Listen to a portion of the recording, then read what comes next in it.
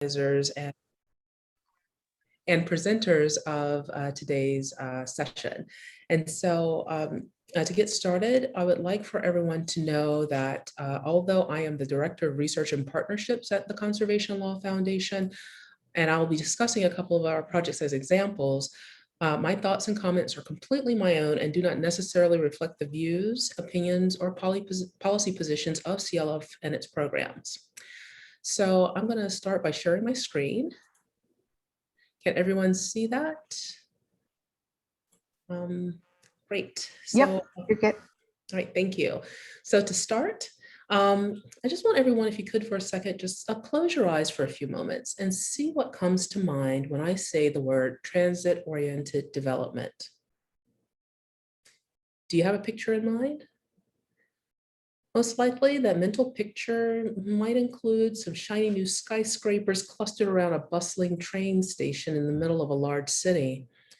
Or, if you're a policymaker here in Massachusetts or at the front lines of our state's housing crisis, you might be imagining right now some, smaller buildings full of new housing and a few coffee shops maybe next to one of our commuter rail stations. But transit-oriented development is more than building housing near transit stations. Transit-oriented development, or TOD as we call it, is about helping people maximize their mobility, access, and connectivity to others and opportunities throughout our regions. To make that happen, transit-oriented development requires connecting land use and economic development to transportation options. I talked about these a bit in a report that I co-authored in 2020, or actually that was last year. It's been such a long year. It's hard to kind of remember exactly when that was. To build on that report, housing connects land use with economic development by providing real estate that fulfills a housing need, but also provides a primary way of building wealth in the United States through property ownership. Business ownership is one of the second ways in which we build wealth here in the United States, and that is often included in economic development. So equitable TOD makes housing accessible and affordable for all, but it also brings basic needs and activities such as job opportunities, recreation, healthy foods, and education opportunities close to where people live, and safe, reliable ways for people to get there and to move around their communities. Equitable TOD activates neighborhoods when the development focuses on building a complete neighborhood beyond putting affordable housing next to transit stations. So when we think about all these pieces that are needed to develop a complete neighborhood, TOD is ripe with opportunities for property and business ownership. But the way in which we've been developing neighborhoods near transit has led to displacement, dispossession, and cultural erasure for non-white, ethnic, and immigrant communities. The way that we develop today can lead to de facto segregation and advance racist and classist policy agendas, as a lot of the legal scholarship on whiteness as property and related social science research has shown. These inequities show up in transportation, economic, and land use outcomes, such as limited access to capital for entrepreneurs of color, women, entrepreneurs, and cooperative business structures. Other policies such as eminent domain and other regulatory takings for capital projects that divide and displace migrant communities, or uneven access to high-speed transit options for people of color and households in rural areas. Disregarding the interconnections between the policies and practices in these three areas fuels a lot of TODs, inequities, and harms, and we can change this. To think about how we can stop this, let's explore how other places see equitable neighborhood development, starting with Germany. So between 2015 and 2017, for some reason, I skipped a slide. I have to show you my bicycle first. So between 2015 and 2017, I traveled across Germany conducting research on a grad student budget, which means I was flat broke. And so here's the sweet ride that I was able to pick up for 50 euro at Cologne's used bike market, which popped up in different plazas around the city once a month. It was all about the basket. I mean, this bike got me everywhere for my time in Germany. During my stay, I lived in Cologne, population of roughly 1 million, where transit was so good that I was able to take the streetcar to the IKEA at the edge of the city. I eventually moved to the University of Duisburg-Essen in the city of Duisburg, which has a population of roughly 500,000 people, and I stayed there for nearly a year. The photo on the left is the main commercial strip near my apartment in Cologne. The photo on the right is in front of my apartment in Duisburg, near the city's edge. Although there are few markings on the streets, cars and cyclists shared the road and pedestrian crossings happened everywhere. The Cologne streetcar station and the Duisburg bus stop, just so you know, just from where I'm taking these photos, they're just outside of the frame, although you might be able to see the Duisburg bus stop on the far right edge of the photo. But my home base was actually in the village of Lank-Latum, also popularly known as Lank, which has a population of roughly 9,000 people. As you can see in the photos, shared streets prioritize clear separation between pedestrians, cyclists, and transit riders, using red bricks and paint to mark the bike lanes. Notice the street lamps, which I found even line the back bike paths and sidewalks on backcountry roads connecting villages. Buses came at least every 20 minutes to move people between areas of activity, like the Central Market or the apple orchard, which had amazing apples, and to the nearby light rail and regional rail stations. The center of town, like most towns and city neighborhoods across the country, featured pedestrian-only zones where respectful biking was allowed. Cyclists and pedestrians shared most of the streetscape, and although cars are welcome, this is Germany after all, cars are not the center of planning. I also learned that single-use developments such as senior housing are actually prohibited because they encourage segregation. In Germany, the ethos of transit-oriented development is everywhere, and it was just as evident in Lunk as it was in Berlin, Munich, Cologne, Duisburg, Dresden, and Hamburg. Whether I was walking across a bustling urban financial district during rush hour or cycling through green farmland, I just had to marvel at how the freshly turned soil smelled every time I was riding my bike around. I and everyone living in the area had access to reliable transit, healthy foods, healthcare providers, social service centers, cultural activities, safe and interconnected walking and biking infrastructure, as well as easy, affordable connections to other towns and cities, all within walking distance of where we lived and worked. In fact, I could get across the country for less than $25.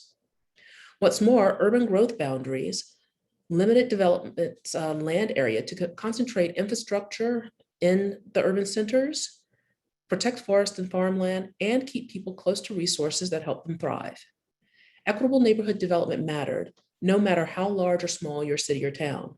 Creating complete neighborhoods that people could easily navigate always include transit, even in tiny rural villages. But why am I talking about neighborhood development and not necessarily transit-oriented development? That goes back to the fact that transit-oriented development can become a part of your overall ethos. But most importantly, neighborhood changes affect lives and communities, lives and outcomes. And I emphasize this because the focus on the half-mile radius that we often use when talking about transit-oriented development creates an arbitrary boundary that doesn't mean much to anyone outside of planning and policymaking. Also, focusing on the development itself leads to many to believe we're talking just about real estate development, namely housing. The most important reason to talk about neighborhoods instead of transit-oriented development is to remind us that it is the people who live in places and get us away from the arbitrary bounds and the dehumanizing language of areas and districts. When I think about neighborhoods, I think of Mr. Rogers and hanging out on the stoop with the Muppets on Sesame Street. I want us to start thinking about getting neighborhood features other than transit stops closer to people, to redirect our attention to the libraries where we discover new books to read and music to listen to the shops that make our favorite vegan ice cream, to the bench where you met your significant other, or the sidewalk where your child took delight in their first time getting onto a bus. I want to shift the focus to the ways in which we made staying close to home the new standard for our post-pandemic lives. I want us to think of neighborhood development as place-based, but people-centric. Cities and towns are not only for accommodating cars, cool technology, and landscape-altering, attention-grabbing buildings. I am a trained architect who grew up in NASCAR country, and I love buildings and technology and even cars. But cities and towns are for people, and neighborhoods affect people's lives and livelihoods. So people brings us back to equity. In the Housing Institute session on June 10th, we heard from Professor Jessica Trinstein about how segregation and local politics have affected who lives in our neighborhoods and who controls neighborhood change. I don't have to rehash her presentation or the hundreds of conversations we've had in Massachusetts about racial, class, and geographic inequities that exist in towns and cities across the Commonwealth. In Massachusetts, like in the rest of this country, we have a bad habit of designating some neighborhoods as sacrifice zones into which we shuffle our poor, our elders, our immigrants, and our people of color. We starve these places of the resources that residents need to thrive, then blame them when they cannot meet the financial, educational, and other class thresholds that result from the structures created by our policies and practices. Neighborhoods affect people's outcomes. Neighborhoods constrain people's choices. And not all people have the means and opportunities to change where they live. So we have to address the structural problem. Most of us are aware of the problem in our roles as planners and policymakers in creating it and in maintaining it. Here are a couple of ideas on how to fix it. I want to ask us that we start by questioning everything.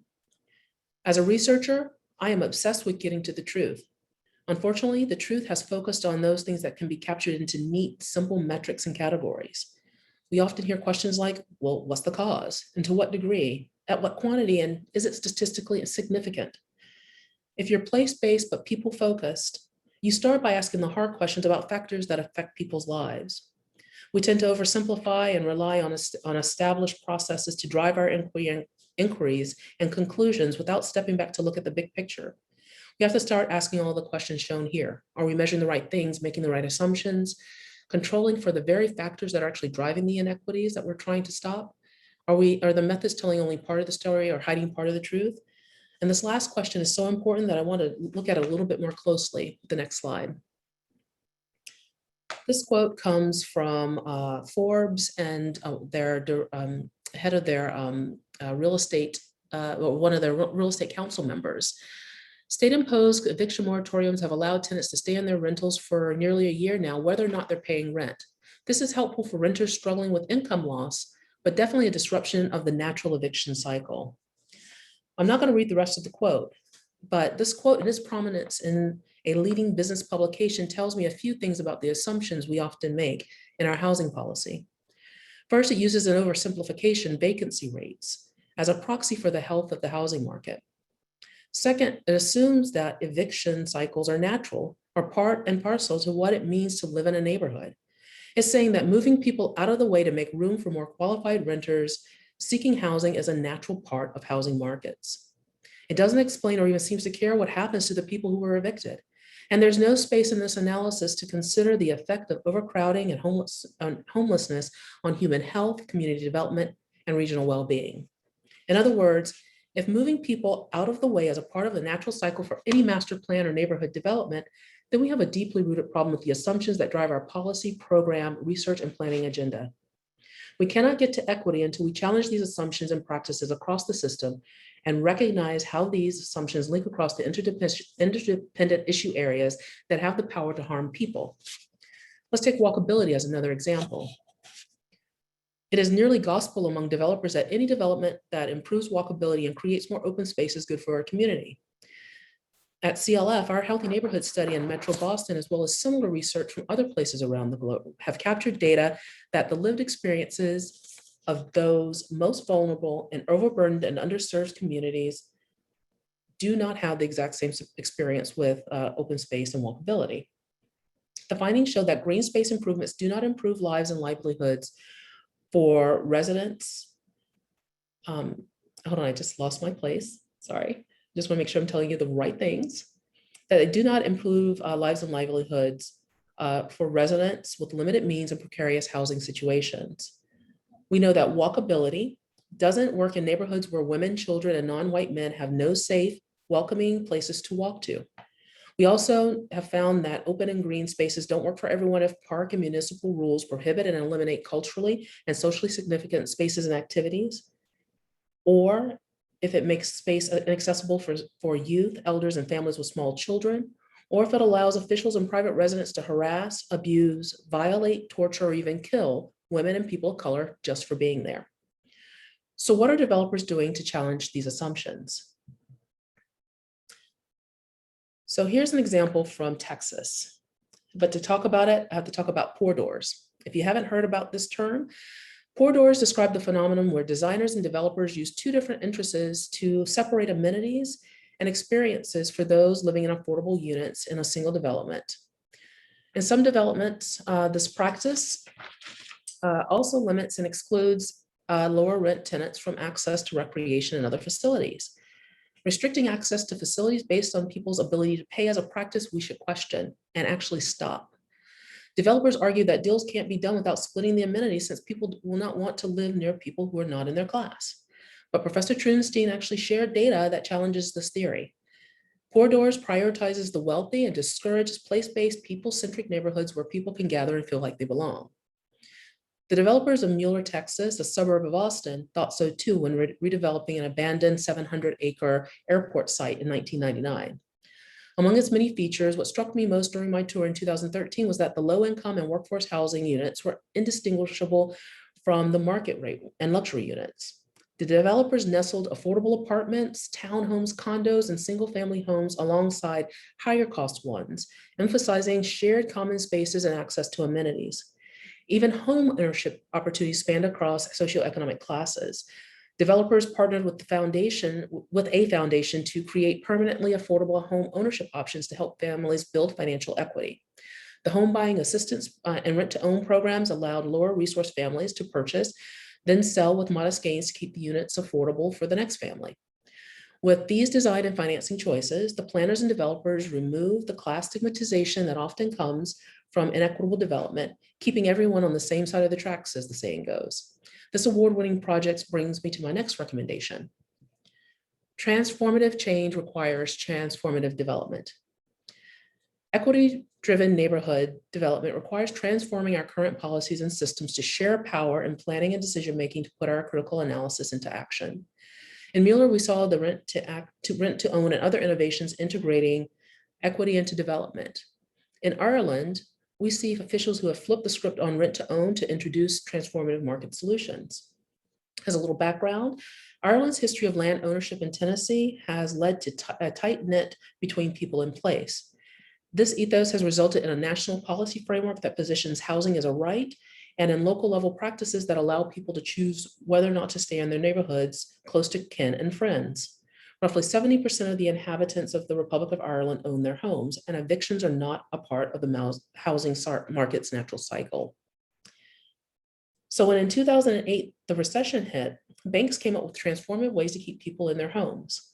Namely, the mortgage to rent program allowed homeowners to stay in their homes, reduce their monthly payments to an amount that they could afford, then resume mortgage payments if and when their financial circumstances improved.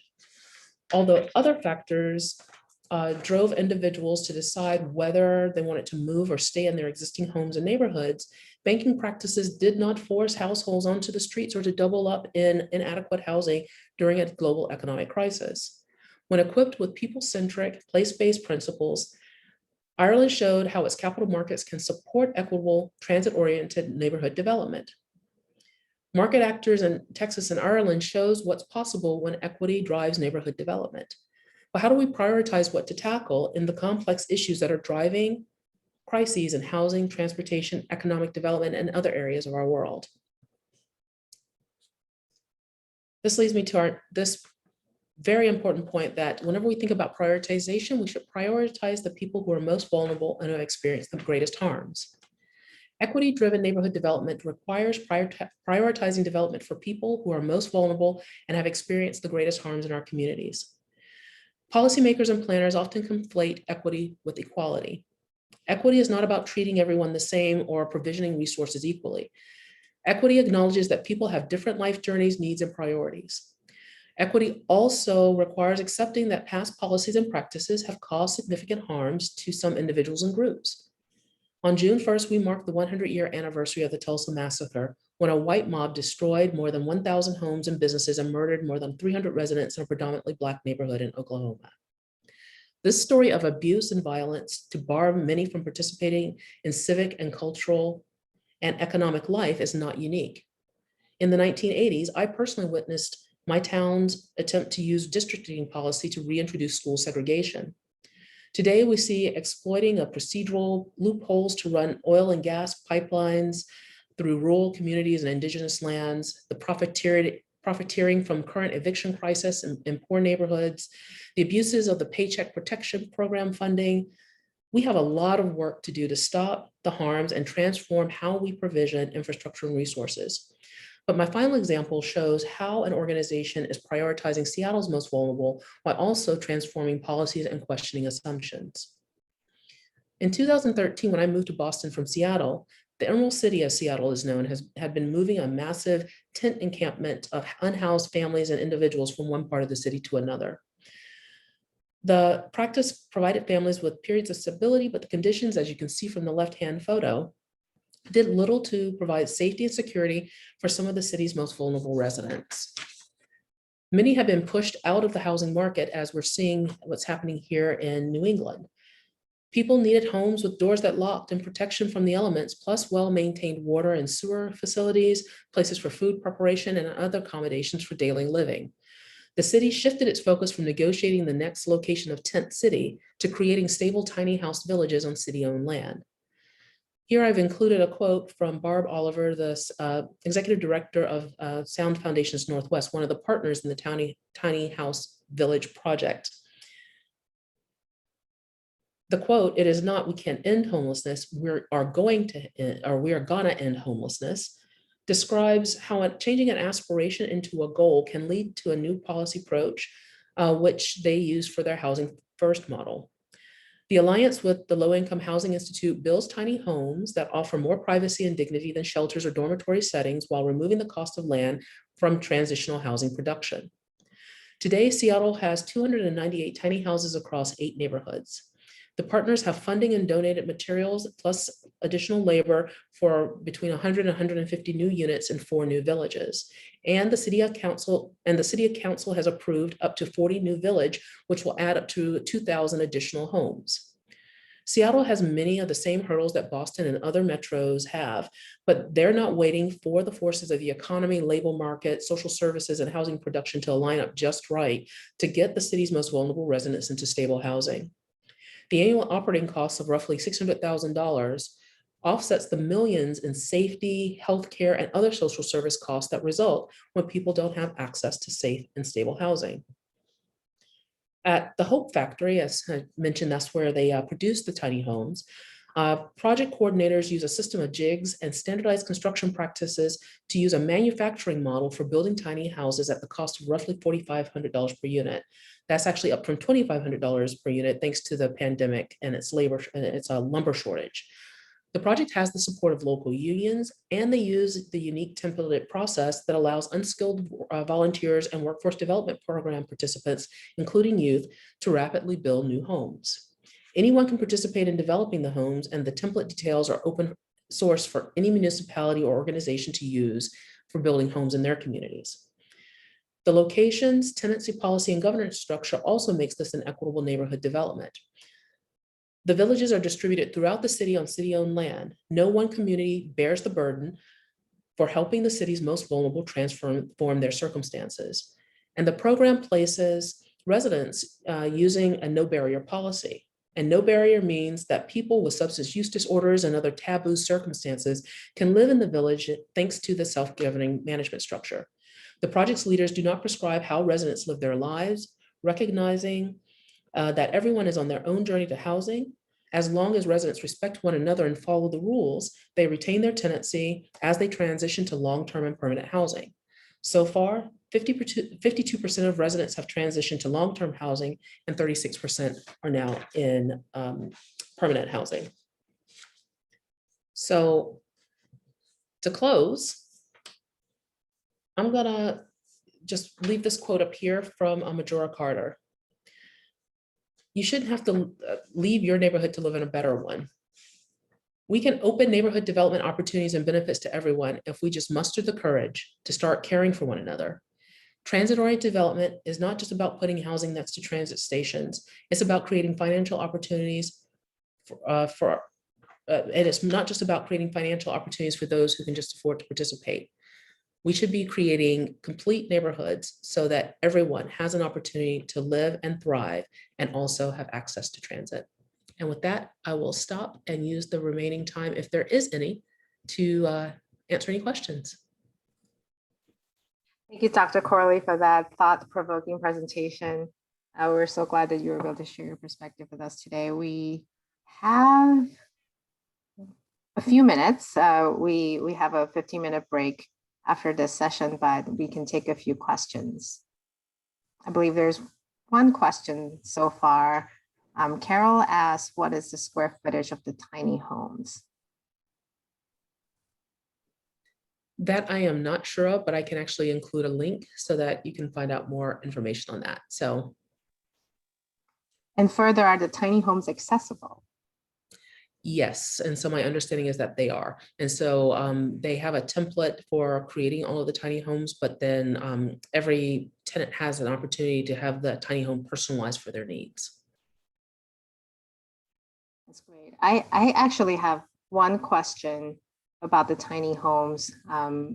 So folks, feel free to add your questions while I ask my own. So Dr. Corley, earlier in your presentation, you talked about how a neighborhood in Germany that they had banned single uses like senior housing just to avoid segregation or furthering segregation. I wonder what's your perspective on these tiny home villages that are being implemented to quote unquote end homelessness, but to you, is it furthering the segregation by putting all the homeless people in one place out of amenities and essential needs and services? And you talked about how some of these residents in your example had transitioned into permanent housing. So I wonder what is the outcome that is equitable in the example that you brought up?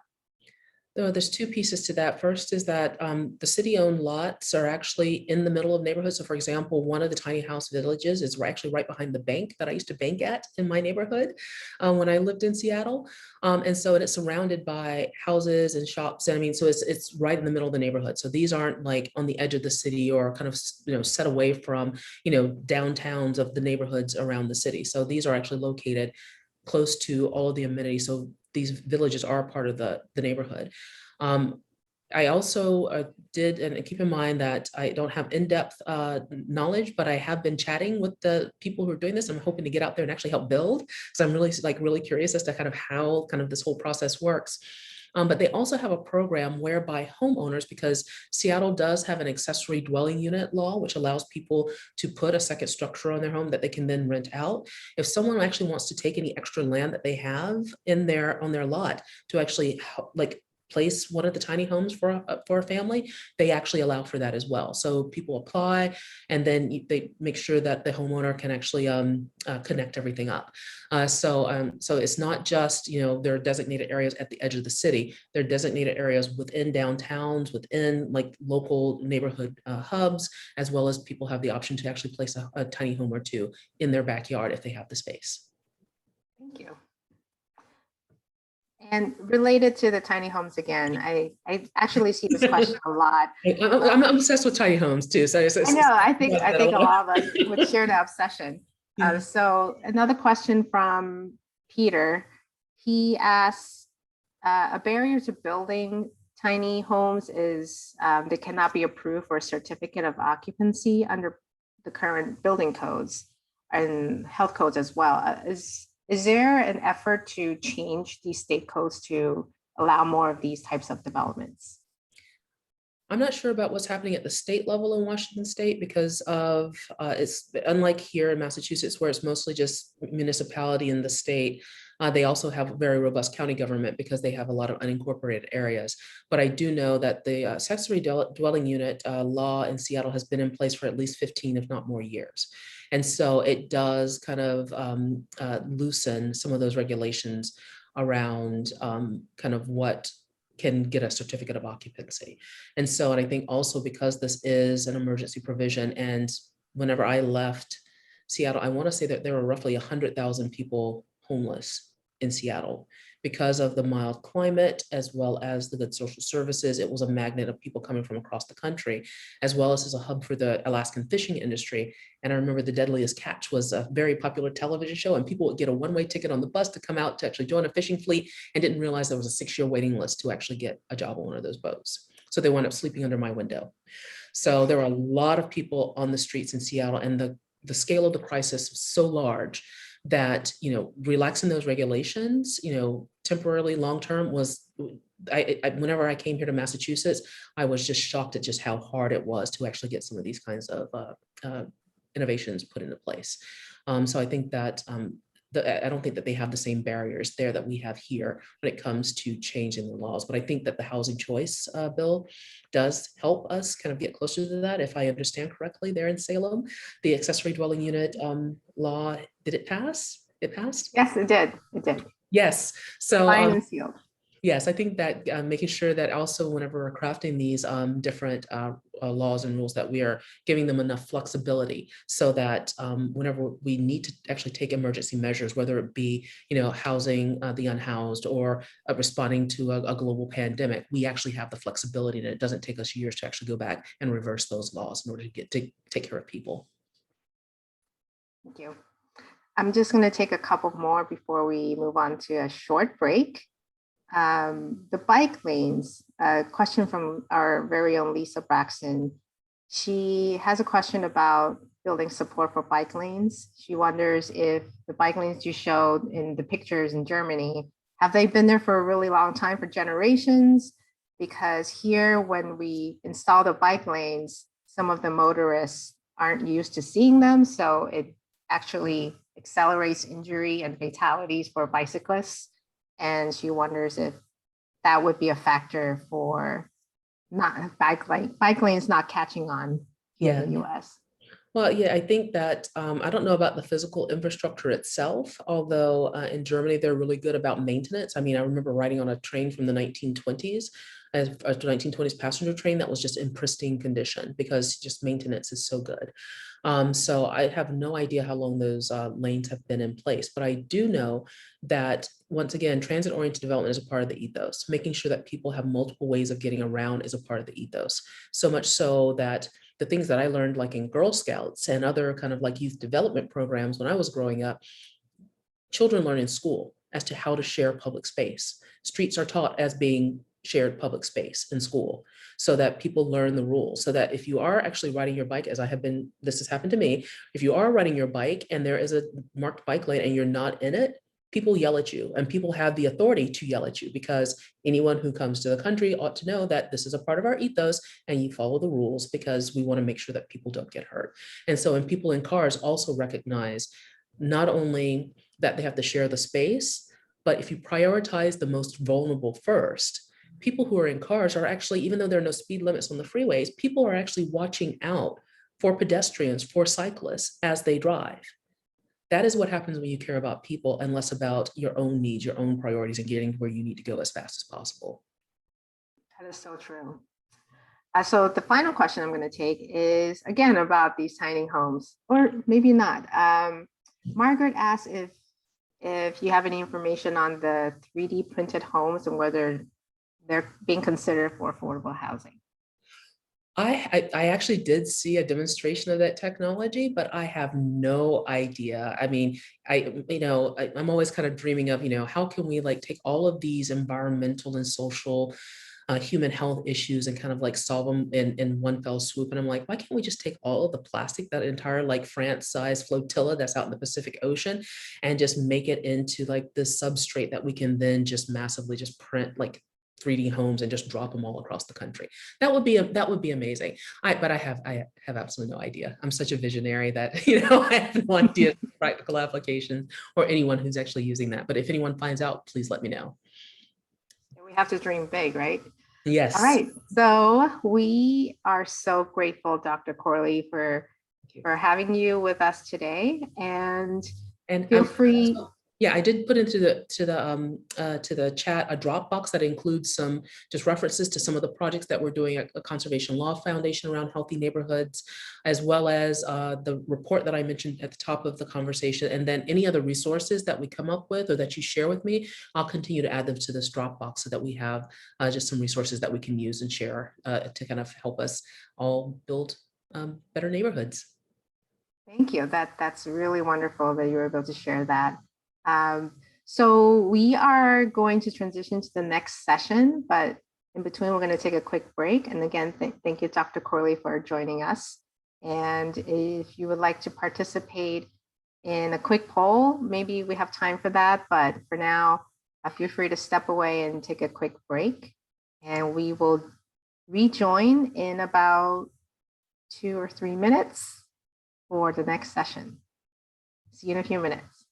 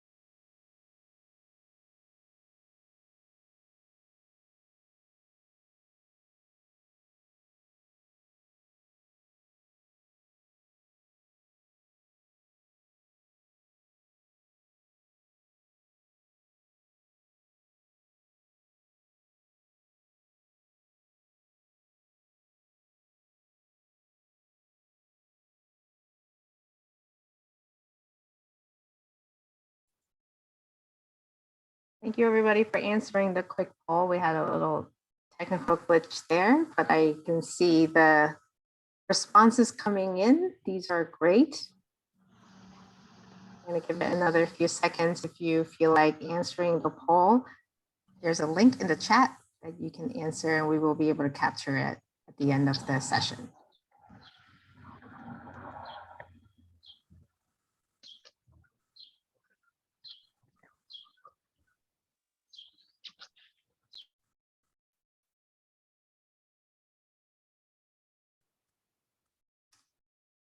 Okay.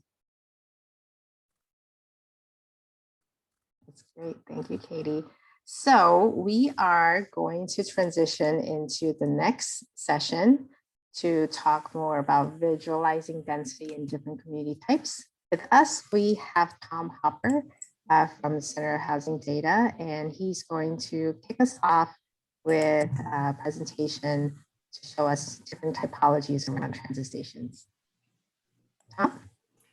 Great, thanks, Christine. I'm sharing my screen. I'm hoping someone will tell me if you're not seeing it.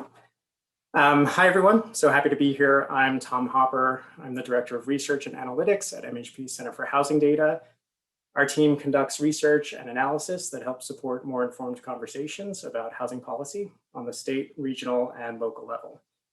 So today I'm going to provide a brief data presentation with a bunch of maps and visuals that show existing residential density in a variety of different types of towns with different levels of transit service, and then end with a couple of takeaways that I hope will prime us for the presentations coming up from Laura, Catherine, and Christine about zoning development and taking advantage of TOD opportunities in their community. So I'd like to start with just a brief summary of some research my team released last year called TODEX, or the Transit-Oriented Development Explorer, and I'll provide a link to this at the end.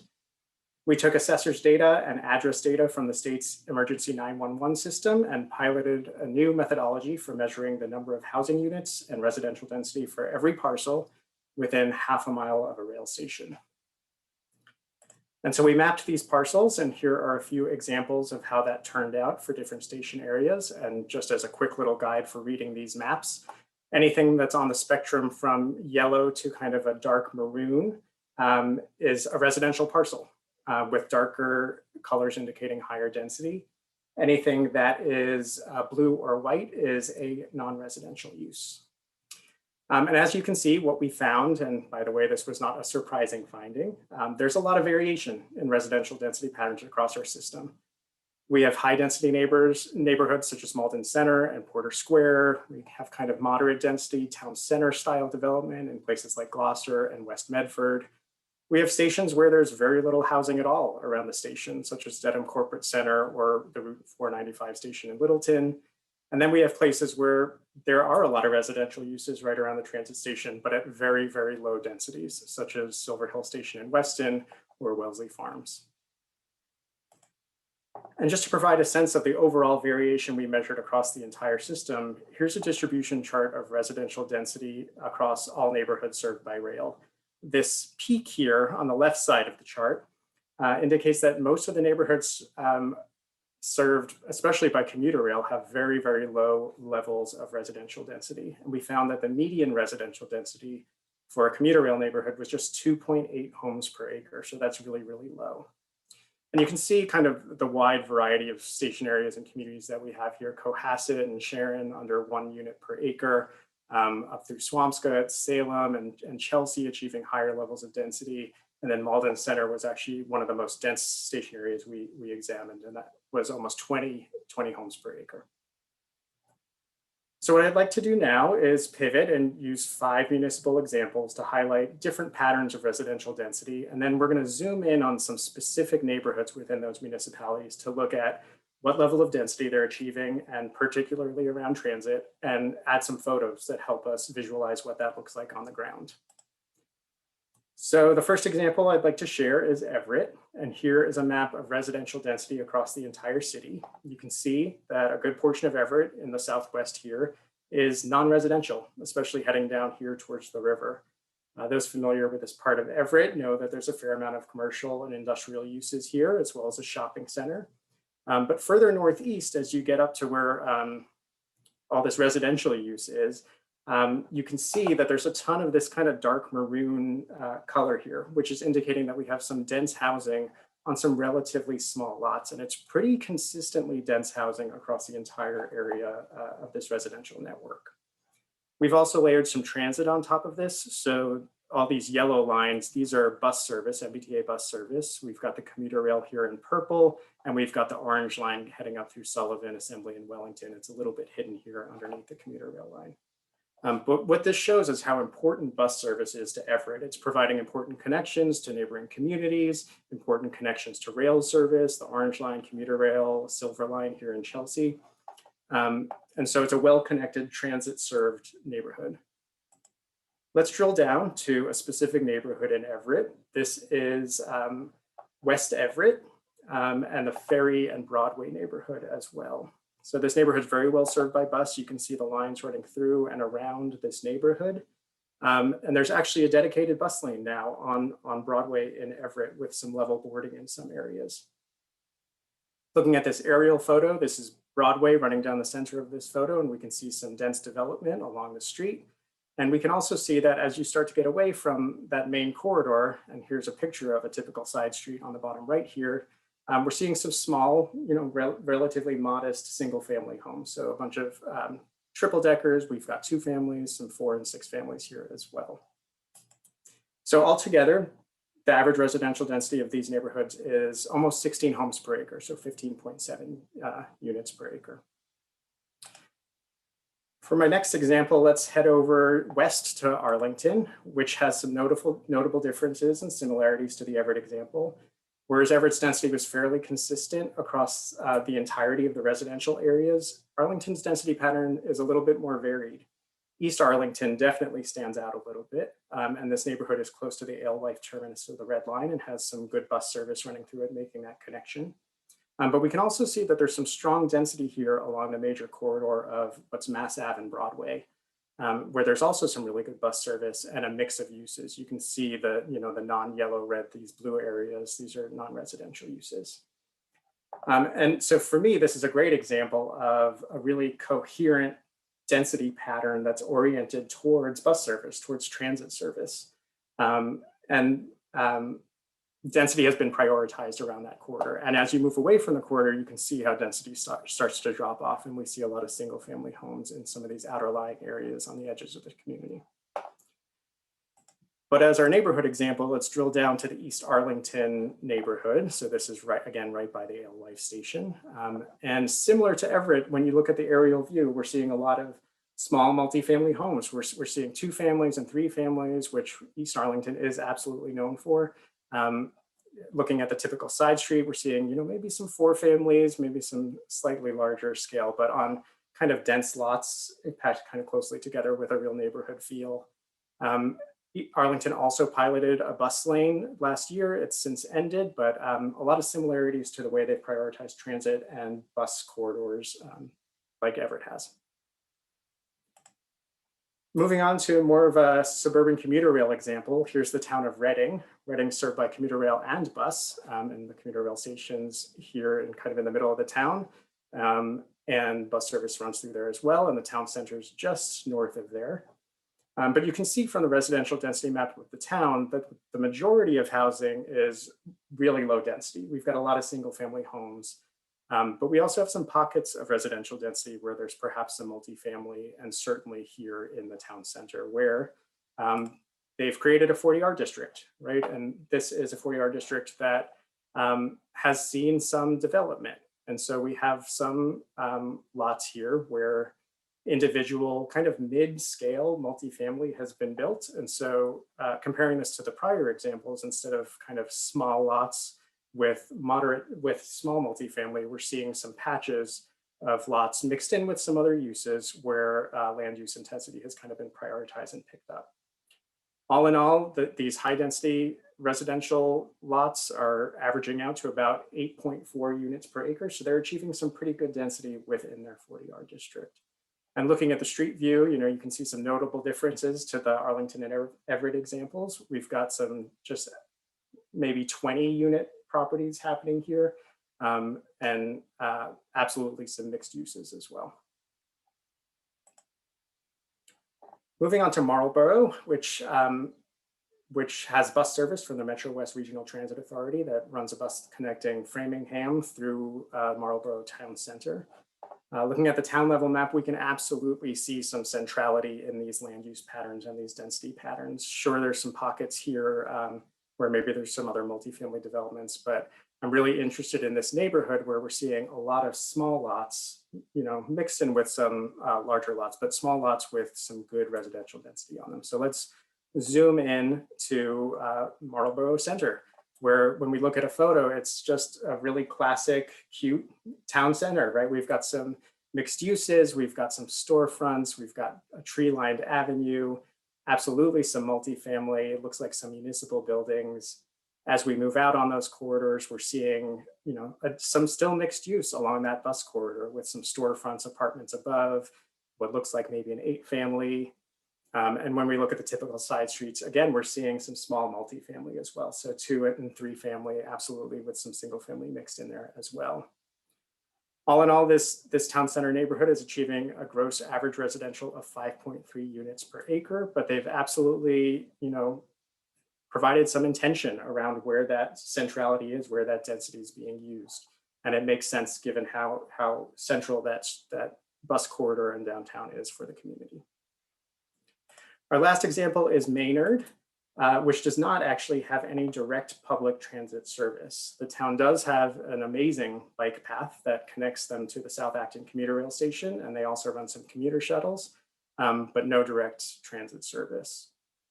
Looking at our town-wide density map, we can clearly see where the town center is located, right along the river here. And there's also down here is a mixed-use multifamily development called Maynard Crossing, which is a bit disconnected from that town center, and I'll show a photo of that in a second.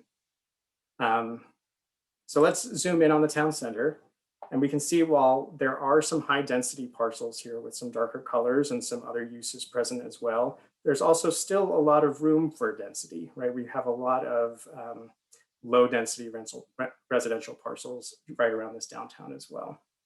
Looking at the street view, we can see another cute New England town center. This one feels a little less dense, but look at these wide sidewalks, right? Look at these planters.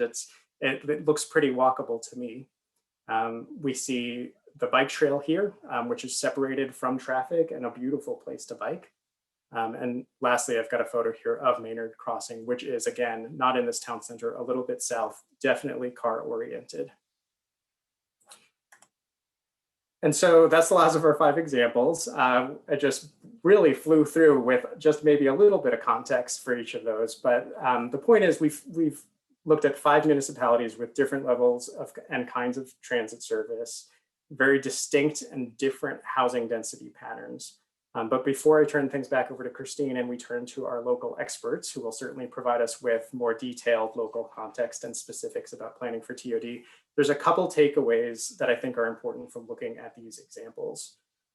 First, the data and numbers are important, and I shared numbers like 4.9 units per acre and 8.6 units per acre, and figures such as 10 units per acre or 15 units per acre are often used as benchmarks for transit supportive density. But we don't want to focus too much on the numbers, right? The same density level can look really different from place to place because you can achieve it in a number of ways, right? We saw pretty consistent small multifamily in Everett. We saw corridor planning in Arlington. We saw a 40R district with some larger multifamily properties in Reading. And we saw town center development patterns in Marlborough and Maynard, where density is really bringing energy and focus to these town centers. So these different approaches create different kinds of places with different feels, different looks, and character that's suitable for that context. And that brings me to my second takeaway. We need to recognize that there's intent already in where density exists in our community. These communities have been built around walkability and centrality and access in a lot of cases. And since planning has shaped these communities over time, planning needs to continue to build on what already exists and enhance those patterns and that intention moving forward. Every community can find a purpose and a place for higher density housing, and we need to learn not to fear the word density, but to use density to create the great places that we love with energy, life, walkability, and opportunity. So that's it for me. I'm just going to leave you with some links to 2 of our web-based resources. The first is Todex, which I mentioned earlier. It's a tool for exploring residential density patterns in every neighborhood served by the MBTA rail system. And second is DataTown, a site that compiles publicly available data on the municipal level and allows you to grab some snappy graphics and data about your community and use them in reports, presentations, or just for your own information.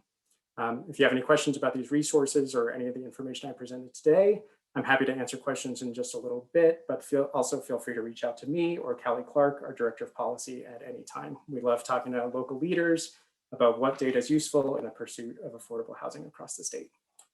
So thanks so much. I'm going to turn things back over to Christine. Thank you, Tom. I would definitely encourage every community working locally or advocates of any housing, affordable housing efforts to reach out to Tom, take him up on his offer to do some data crunching. We're always here to help. And I love that Tom highlighted examples on density around neighborhoods that are not necessarily served by trains. And we, again, have to emphasize that transit-oriented development is not always just about trains and subways. It's more about mobility and access to the different amenities and needs within the neighborhood. So I would like to highlight 3 communities that have brought their own examples of how they achieved TOD in their own communities. First, we have Laura Smead from the town of Canton. That's not Laura, that's Catherine. Catherine will be coming up later, but Katie, if you could just spotlight Laura for now, that'd be great. Laura, it's great to see you. I see you got a new haircut. Hey, Looks great. Haven't seen you in a year or more, but it's so great to see you, and thank you for taking the time. Well, hand the baton over to you to talk more about Canton. Okay, great. Let me just share my screen really quick, see if I can get this figured out. All right, slideshow from the beginning. There we go. All right, looking good.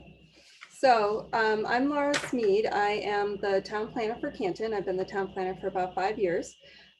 So some of the examples I'm going to talk about today were before my time, but I'll kind of cover a few different areas of town and think about transit-oriented development in terms of Canton's past, its present, and its future. But first, a little bit about Canton. It's what you might call a maturing suburb. It's immediately south of Boston. It's got a population of about 23,000, and it's kind of halfway between Boston and Providence. It's very well served by both interstates and transit. It's right on the 95, and it's served by the Providence commuter rail line. I sometimes joke that it has 2.5 commuter rail stations because a lot of Cantonites do go over to the Route 128 University Station commuter rail spot in Westwood, which actually also can link you up with, New York and DC and things like that. You can see I sort of starred a spot there. That's a location of the town hall, just for reference. And also that's the location of Washington Street, which is where there is a local bus served by the MBTA, the 716 bus that runs up and down the spine of Canton up to the Red Line station in Mattapan. So Canton has been growing at a pretty good clip. It's been growing at about 10% every 10 years or so. There's some projections there that, the reality is probably somewhere in the middle of those projections. And like a lot of communities, especially in the suburbs, Canton is getting older, but it also has a reasonable, growth, at least it is growing, of the younger working professional age as well. We also have been becoming more diverse over time, although it's still majority of Caucasian kind of population. The minority populations continue to grow gradually. In fact, they've have more than doubled in the last 20 years or so. It's a higher income community on average, higher than average for the state.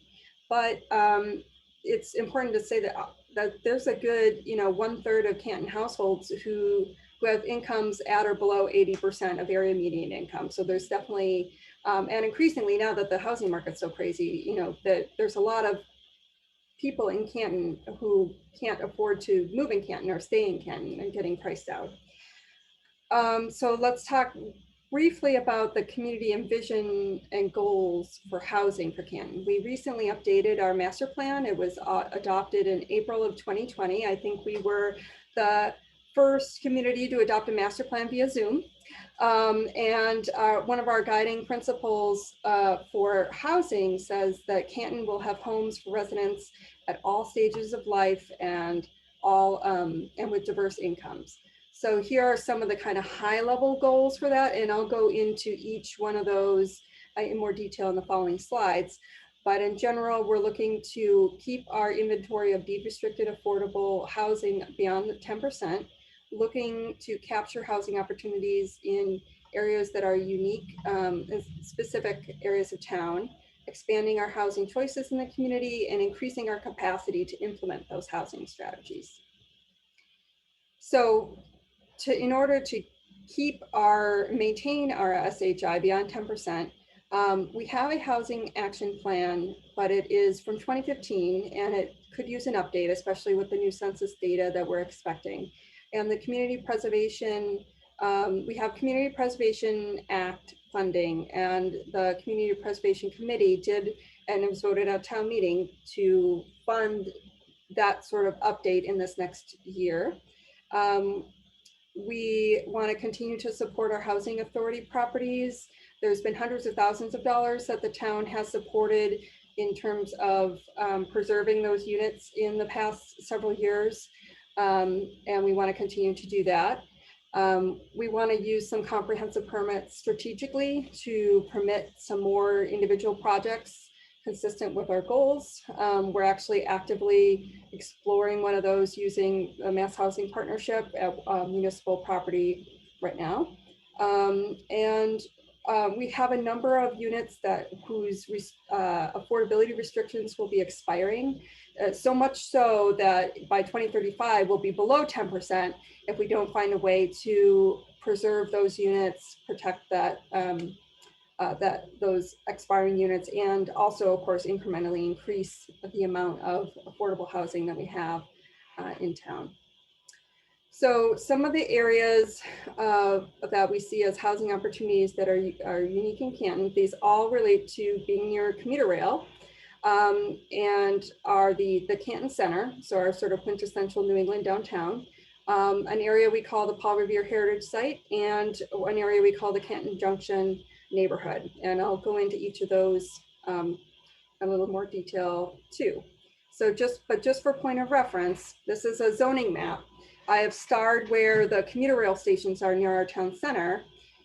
And I don't know if you can see my mouse here, but in the, you can see there's some overlay districts happening. This is kind of a jumble for those not familiar to looking with zoning maps. But we have this is our Canton Center, and it's a hodgepodge of different districts, but mainly business and general residential. This is a overlay district that we call the Canton Center Economic Opportunity District, right near our train station. This area right here is what we call the Paul Revere Heritage Site. Formerly industrial zone, has an overlay district on it. And this is commuter rail station, the Canton Junction station. This area over here, Neponset, Chapman, and down to the rail line is what we call the Canton Junction neighborhood, which is still has no overlay district on it. It's still zoned as industrial. So the Canton Center, let me just talk about that real quick before I jump to the Paul Revere talk point. The Canton Center, in the late 1990s, the downtown really was suffering from some high vacancy rates and the perception that drivers were largely passing through the town center. So there was a study done in the late 90s and to revitalize it. And they really took those to heart and did a lot of that work in the mid 2000s. They did the streetscape, they did the parking improvements, they did some aesthetics, they did the mixed use zoning changes. And as a result, the new streetscape and storefront improvements were made, and there was a Canton Center Design Review Board that was created. And thanks to those efforts, the downtown is much more successful these days. There's lower vacancy rates, and there's kind of a vibrant commercial district, as well as a lot of mixed use. There's a lot of multifamily housing that are both on top of stores and behind stores and tucked all around the Canton Center area now. The thing that I'll say about it is that we did reach the 10% affordable housing benchmark in the mid 2000s. And the Paul Revere Heritage Site was added on to that overlay district in 2006. But it wasn't really until 2014 or 2015 that they were able to strike a development agreement for the development of that parcel. So sometimes these things take a lot longer than you think. And also that you can kind of see from looking at the zoning map that it's kind of convoluted and a little difficult to understand, and all of these different zones and subzones have their own rules. And so that's something we're looking at in the future as to how to kind of remove some of those barriers and streamline that zoning for the future. And so now let's talk a little bit about this ongoing redevelopment site. So the Paul Revere Heritage Site really goes back 200 years. Paul Revere actually moved to Canton in his 60s, and his descendants started the rolling copper industry in the United States. And rolling copper sheets from Canton went to places like the State Capitol Dome and the USS Constitution. And then 100 or so years later, the Plymouth Rubber Company bought the land, and it had an industrial use for another 100 years or so. And then in 2006, that Plymouth Rubber Company left, and the property was really just abandoned and blighted.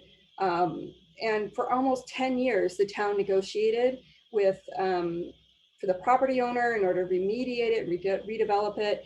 And previous zoning efforts failed like 3 times. But finally in 2015, the select board and the planning board and some other town officials got the zoning approved by a town meeting. And it was a great, collaborative effort. And there was a development agreement and some development increment financing, if you're familiar with that, which really allows the use of tax revenue specific to the project that would not otherwise have existed to be funneled back into the site for various infrastructure improvements, such as repurposing 2 historic buildings there, which includes the original rolling copper mill that Paul Revere and his sons built, as well as their barn. And now the rolling mill is a restaurant, and you can go visit it today. And the historic barn is going to become a museum, and we're actively planning the museum's master plan as we speak. This is kind of an overview of the site plan. It's about 40 acres. It's going to have 272 units on it, which is about 6.8 homes per acre. It's walking distance to 2 train stations, and there are some residents living there already. And you can see that actually there's some of the area of the development that was preserved as a public park, the first walkable public open space that this part of Canton has ever had.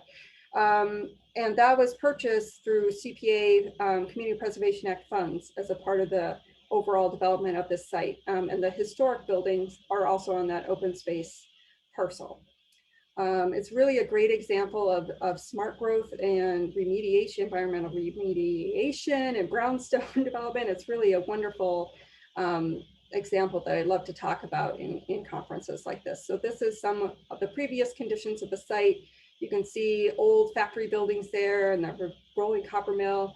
And then this is how some of it looks today. It's just gorgeous. And it's coming along very nicely.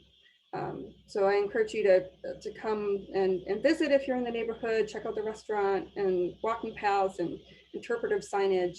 And yeah, but it is still an active construction zone, so be warned. And so to touch briefly then on some Canton future area would be the Canton Junction. The underlying zone of this area is currently industrial, and despite success on the Paul Revere Heritage Site, which the town residents by and large see as really a success story, it's expected that this rezoning effort in the Canton Junction area will be controversial.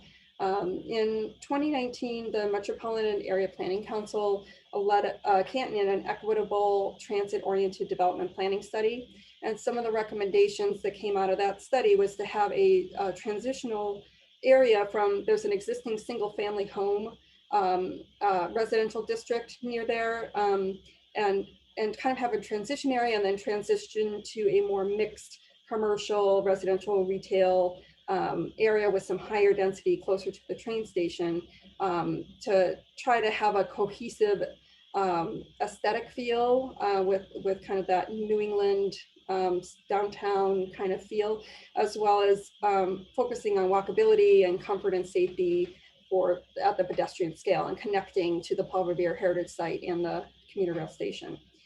So that's a goal for the future. So I will also talk briefly about some of the ways Canton's housing strategies have been successful, and also some of the challenges and things that we're still working on. Canton became a housing choice community in 2018, and that was renewed in 2020. We are currently evaluating some of the multifamily zoning barriers as a part of the master plan implementation committee, and exploring how the Canton Center zoning could be improved. We were, after 3 years of trying, successful in passing a municipal housing trust in 2021. So we have that to look forward to as a important capacity building mechanism and tool for the town to implement some of the housing goals. And we are exploring in our region if we can put together a regional shared housing office to have some additional staffing, shared staffing capacity for some monitoring some of the affordable units we all have, and helping preserve some of those units as well. Some of the goods, pluses and minuses, right? We do allow for multifamily housing as a right. We have mixed use zones, we have inclusionary zoning, we allow for accessory dwelling units, but the concept of missing middle housings and where that goes is still kind of missing. There's still, even though we have multifamily housing, it's still, a lot of it's like special permit, and there's a lot of barriers to it, and it's a little confusing, I think, in our zoning. So that's something that we're looking to improve. And this idea of a more inclusive community and civic engagement and equitable transit-oriented development is a relatively new, I think, concept for a lot of people in town. So that's something that we're truly working on and building capacity around, is having those discussions and getting support from a more diverse audience, and allowing for more diverse housing stock for the future. So I'll wrap it up there. If you're interested in any of the more information, you can go to the planning department's website. I have a lot of examples of different plans and projects and reports there. And of course, you can always reach out to me specifically as well.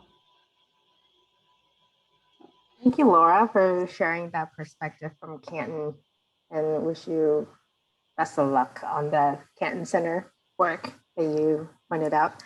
So we are going to transition over to Catherine Burek from Attleboro. And just to remind everybody, we'll have a little bit of time at the end of the panelist presentation for some Q&A. So please leave your questions in the chat.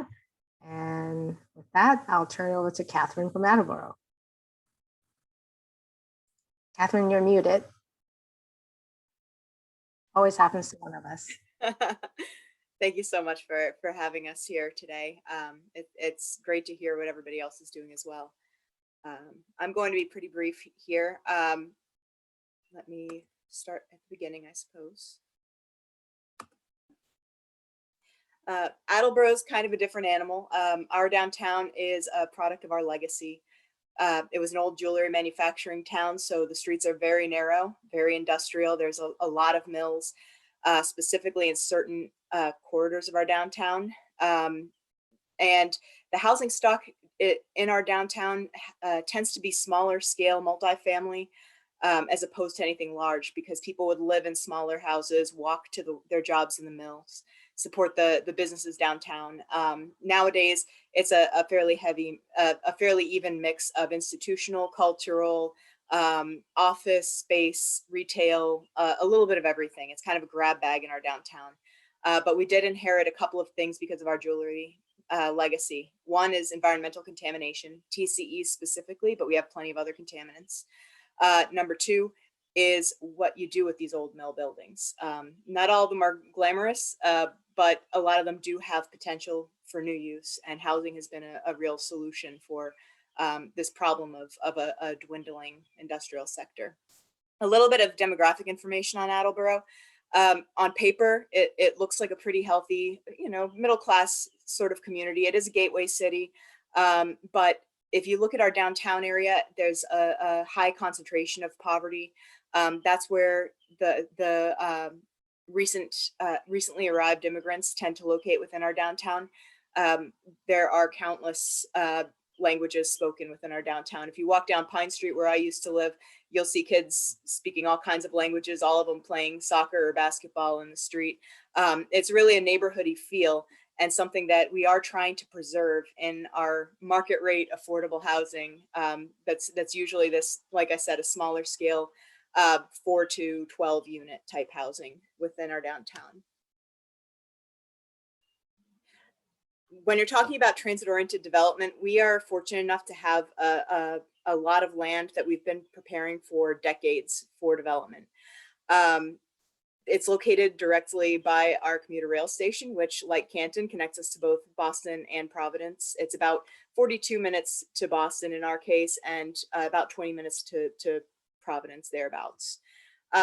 So we started discussing transit-oriented development all the way back in 2006, when the land that we call our transit-oriented development district now was the site of a burned down chemical plant, a municipal dump, and a former jewelry manufacturer. So all of those uses were gone. The land was left in disarray, really dirty. The redevelopment authority acquired it. And starting in 2015, you really see a ton of effort. Like the visionary work of 2006 kind of laid dormant just because of the scale of the challenge that we faced. But in 2015, it really picked up. We laid down a new zoning district within our TOD. And then starting in 2020, as you can see, it's bam, bam, bam, tons and tons of different plans, studies, all preparing for redevelopment. In the meantime, we remediated the property. We received financing from FTA for acquisition, from Mass Development, from EPA. We had all kinds of partners helping us to really wrap our brains around the scale of this district. When it comes to housing specifically, a few overarching goals emerged for us. We really want to remediate and redevelop these former vacant and underutilized mill buildings that I spoke about earlier. Multifamily housing seems to be the best way to do it these days, though it's not the only approach that we're taking. We've been encouraging a mix of market rate and mixed income housing projects within the downtown. We do already have a couple of entirely low income housing projects as well. And we have been supporting them through continued investment and upgrades. And we're absolutely open to seeing low income as well in the future. We like the mixed income dynamic, because what it does is it helps us to avoid the idea of concentrating poverty in any one area. We are leveraging downtown's proximity to commuter rail to attract new residents, and that has been happening organically. And I'm sure, like any connected community that happens to be on this call, we're getting clobbered with our housing market right now because of the attraction of new residents. We're also investing in infrastructure that will support a greater variety and a greater density of uses. We are going to be launching a housing needs assessment specifically shortly, and that's going to help tell us a little bit more about what are the needs that we have. Right now, we've been working based off, a cursory understanding of the market dynamics. But what we really want to do is zone in on housing specifically, so that we know how to prepare not just for the current rush that we're seeing right now, but for the future as well. To give you a visual guide, our transit-oriented development district is located just south of the busiest intersection in Attleboro, and that's that yellow corridor of North and South Main Street. That's the busiest corridor in our downtown. 123, which is County Street and turns into Park Street, that's another very busy road. It's built up in some cases to 6 stories within the center of our downtown, and then it very quickly fades away to an almost suburban feel. It's a lot of acreage. If you include all the MBTA land, the ARA owned land, everything that's zoned TOD, it's a lot of acreage. So whether or not all that's developable in the near term is another matter, but regardless, it is a significant piece of property that's now been completely remediated. It's owned by the ARA, it's owned by the MBTA, and now there's one private developer who has acquired a portion of it, and the building is almost complete. We'll be welcoming its first residents with next month, I believe. And this is the project itself, 1 Wall Street. So we saw I'll call it the sister building. It began with the same developer. 1 Wall Street was originally a Krignali development project, just like Renaissance Station North, which you see in the diagram up to the upper left. And it was originally designed to really mirror that, and it would be called Renaissance Station South. They ended up going in a little bit of a different direction in order to maximize the space that they were building on. But you can see this was an entirely private project, no subsidy whatsoever, and it's 136 units of market rate housing. It's actually a little less than that of retail. They did reduce it. I believe that it's about 3,000 square feet of retail now that faces the Intermodal Transportation Center, which is it's a bus loop right next to the train station, and supports a number of different transportation uses within the area. As of the time of permitting, they said that this building was going to cost them $10 million. It has obviously gone way over that because we're facing the same material shortages that everybody else has. The number that I've heard floated most recently was something like 30 million. So it's really, really gone up in price since the time of the permitting. But again, it's a completely private project, and it is still viable. So they're going to be welcoming their first residents soon. The future of the TOD in summer of 2021, we're going to complete a parking structure feasibility study and economic impact analysis. What we're trying to do is find the best location, knowing that there are some restrictions because some of the land is MBTA owned. Not all of it is within the ARA's ability to construct on it. And there are also some restrictions related to being too close to a rail station that you need to keep in mind. So we're looking for the best location, not just for future development prospects, but also for just logistical, practical purposes. In autumn of 2021, we will be launching a vision and plan for the district. The last one that we had done, surprise, surprise, was that 2006 study. So that's obviously out of date now. It has things like townhomes that are much less dense than the current needs of Attleboro support. So we'll be looking at, first off, where does this parking structure go that's going to support not only retail uses, but also some commuter parking, some residential overflow parking. And once we have that location figured out, we can start charting the rest of this district. Spring of 2022, we're going to be at a point where we can finally, after almost 20 years of vision, we're going to be able to compose an RFP for the redevelopment of the ARA land and also a portion of the MBTA land. That's currently in discussions, but they have indicated that they're very open to including certain portions of their property within this RFP. And hopefully by the fall, we'll have selected a development team to take on this incredible opportunity. We really want to see a mixture of market rate, mixed income housing. We want to see a certain degree of retail, but we had the opportunity here to kind of create our own mini neighborhood that is within the greater downtown Attleboro, but something that's completely different, all new build because of the environmental circumstances that were seen as an obstacle and were an obstacle at first. And it fits in really well. All the green dots on that screen are projects that are anticipated to start building this year. It's a variety of mixed use and residential only projects. It's a variety of adaptive reuse and demolish infill development. The yellow dots are under site control. There's a purchase and sale agreement, or it's the owner that's redeveloping it. So hopefully we'll see some of those yellow dots come to fruition as well within our downtown shortly. The orange dots, those are our prospects that this is the city's wish list. These are some properties that are in rough shape and we really want to see them developed. We're not quite at a stage yet where there's any traction on it for whatever reason. So we have an ongoing downtown action strategy that's looking at specifically how do we identify those priorities for redevelopment, for the addition of housing, for the addition of mixed use.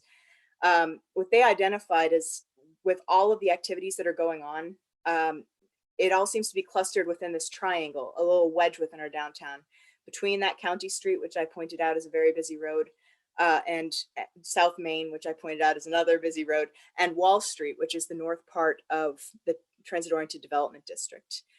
All through that area, you see all these development prospects, sites that are former mills, like the Lamco property on the far north, areas where it's ripe for infill development, because right now it's more of a suburban build, just a one retail with parking in front.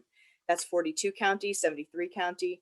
And the parking lot infill project is actually part of our newspaper, the Sun Chronicle. So there are just tons of opportunities for infill and adaptive reuse projects within that triangle. I think that the strategies for success are really important. Zone for the future, not the present, because things are going to change. Try to anticipate that and plan accordingly, either with overlay districts or through just completely reimagining what your city's going to look like. Ensuring adequate infrastructure is a must. Harnessing the assets of your community and building from there. You can't import Silicon Valley. You can't import Las Vegas. You've got to find your own thing. And finally, layering incentives in districts, which is, I think, a tool that's very commonly used up here in Massachusetts. I'm just going to tell you about what we did wrong. I think that's more fun than hearing about what we did right. There is a Highland Country Club, which is an old golf course that's very near our downtown. It was zoned single family residential, and that has been a real obstacle to its redevelopment. Before we're able to put this land out to bid, we have to first off survey it and cut off the parcel. Then we have to zone the entire area that we're keeping a lot of it a park in perpetuity, but we're going to zone it anyway because we need to look at it in a wider lens instead of just one parcel. So we're going to rezone after that. And then finally, it'll be at a point where we can put it out to bid. That's something that you never want to have to do. And I think that's a really good example of where we messed up. The good things that we did, we had a former high school that was already in a general residential district within walking distance of that train station. It's already zoned to allow multifamily to take its place. And we're also going to do an HDIP overlay to allow us to more effectively use that tool within our downtown. And it's a slightly larger footprint than most of what we consider our downtown in quotes. Adequate infrastructure. This is another area where we messed up. I was unaware, and the planning director was unaware at the time, that we had significant pipe leakage in our downtown from our wastewater pipes. And that formed a barrier, an obstacle to future development. When I started talking about seeing 400 new units within the next couple of years, the wastewater superintendent said, whoa, that's about as much as we can support until we address this issue. Thankfully, there was a cheap fix for that, and we were able to spend only a couple $100,000 making sure that we coated the inside of our pipes. That allowed us to look to the future again without having to worry about the contamination and the breakdown of these old pipes that are, again, part of the legacy that we've inherited. Asset-based development. Look at what you've got around your transit node, whatever it may be. If it's a bike path, look at the parks that connect it. If you have a museum or a large employer, look to them and build your strategy around that asset instead of trying to force something that doesn't exist organically in your city. One area where Attleboro, again, doesn't do a great job, we are the home of La Salette, which is a shrine that likes to go all out Christmas time, puts up lights everywhere, draws thousands and thousands of people to our city. We don't even have a sign when you exit La Salette saying downtown this way.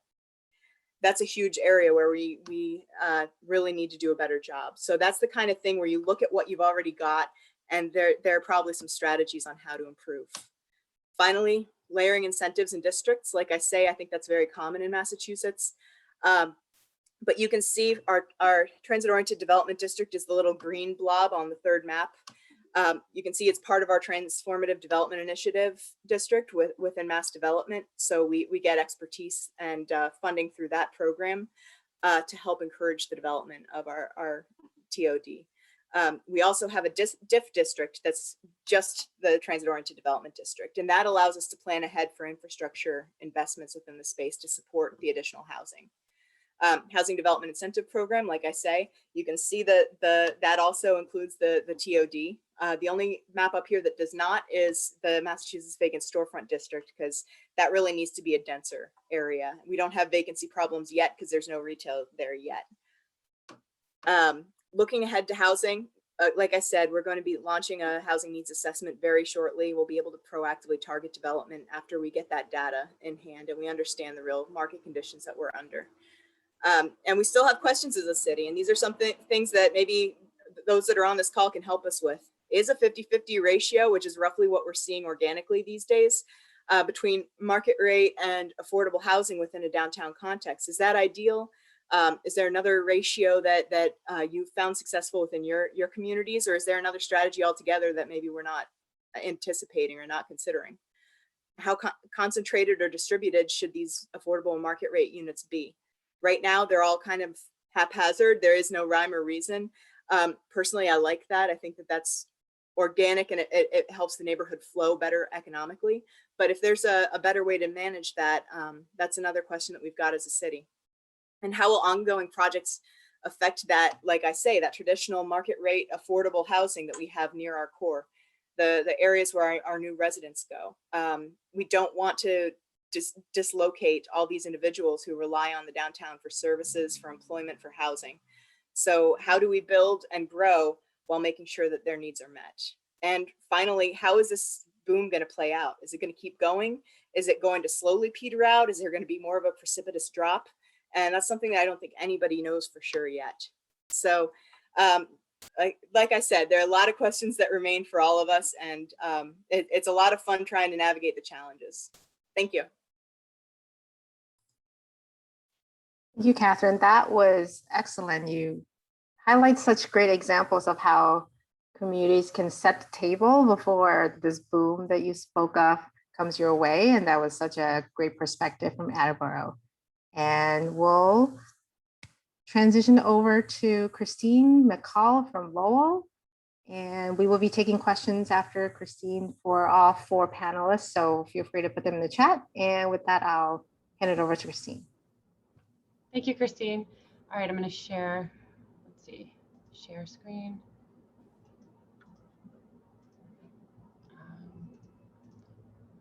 Are you seeing the full? Okay, great. Yes, we are. Great.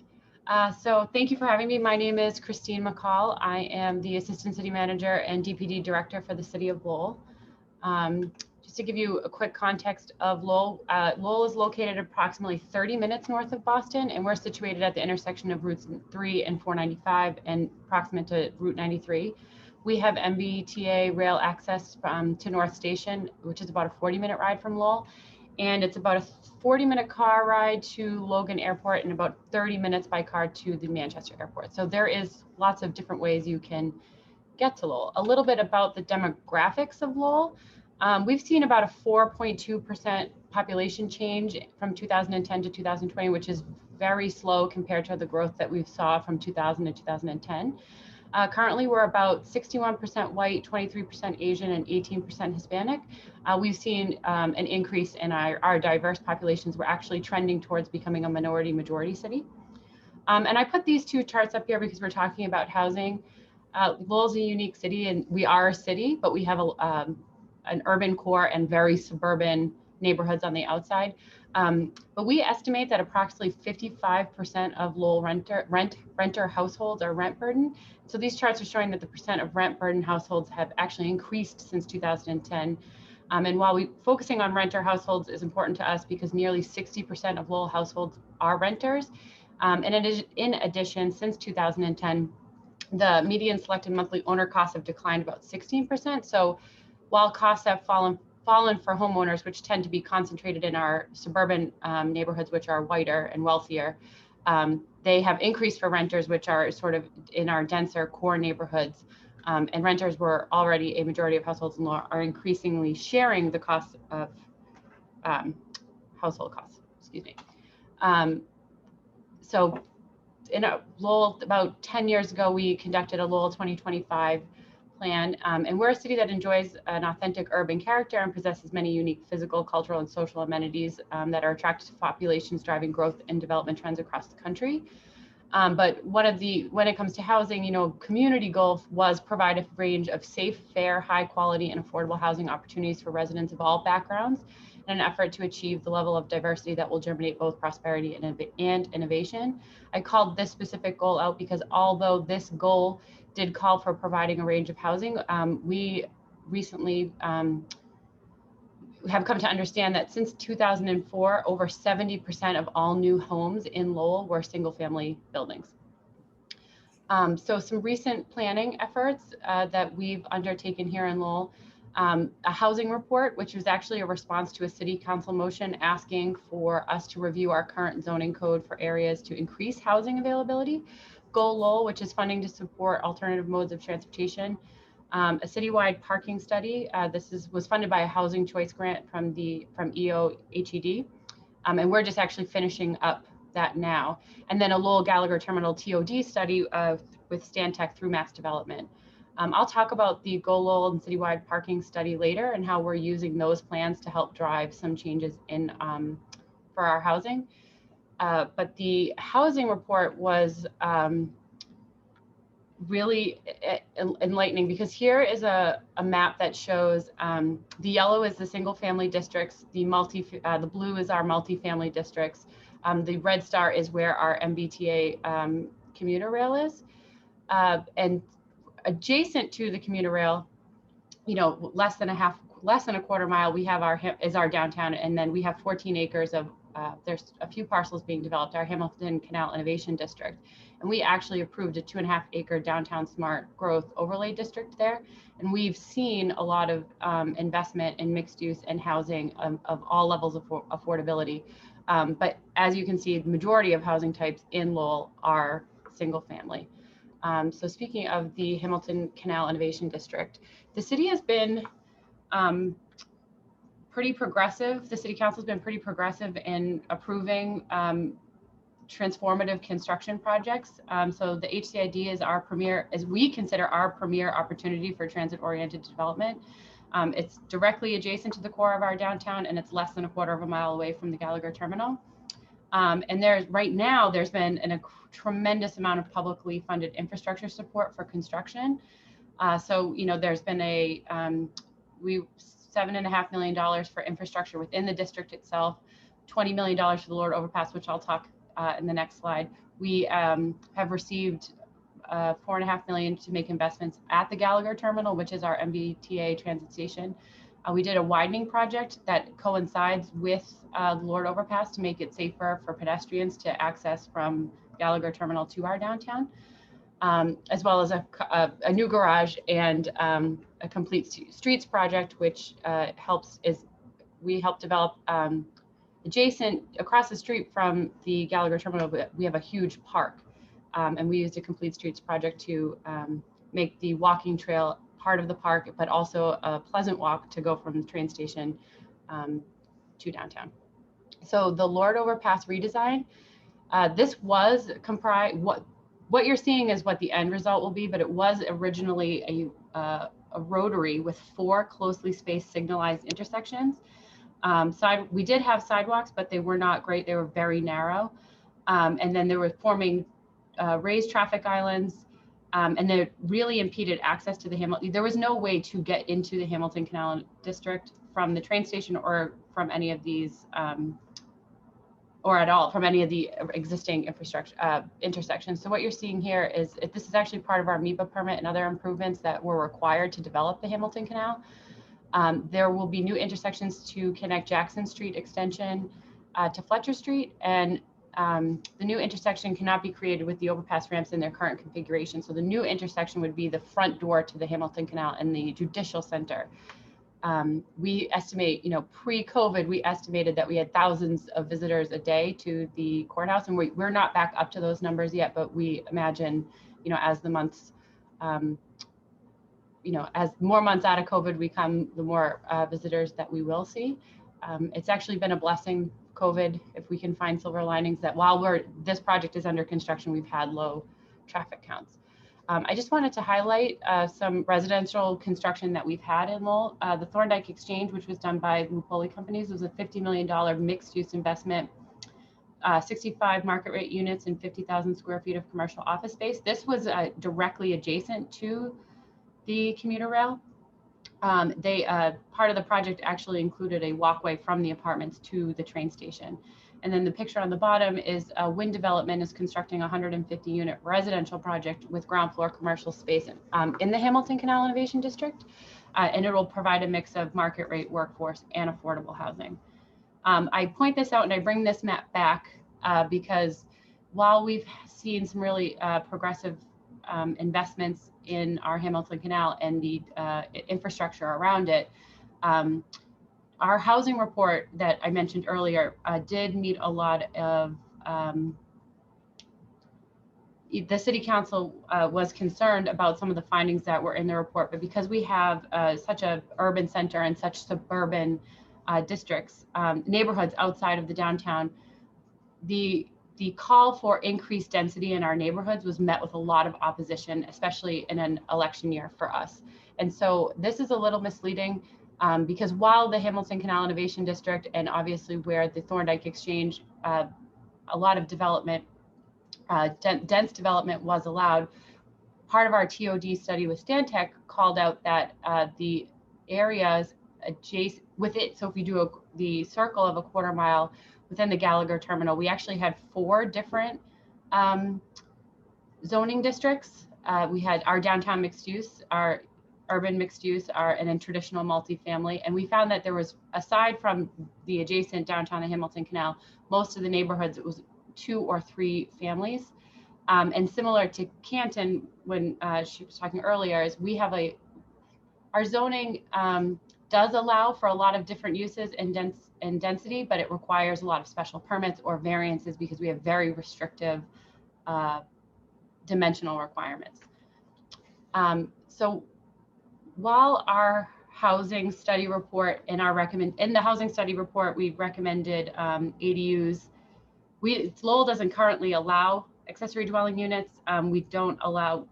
We have very strict dimensional requirements. So even if an additional unit is allowed, it's likely would require some sort of relief in front of a land use board for land area per dwelling unit or a side setback.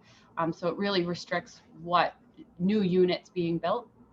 So I'm highlighting some of these recent planning efforts that we've done because we're using this to sort of drive transformative change for slowly in our neighborhoods.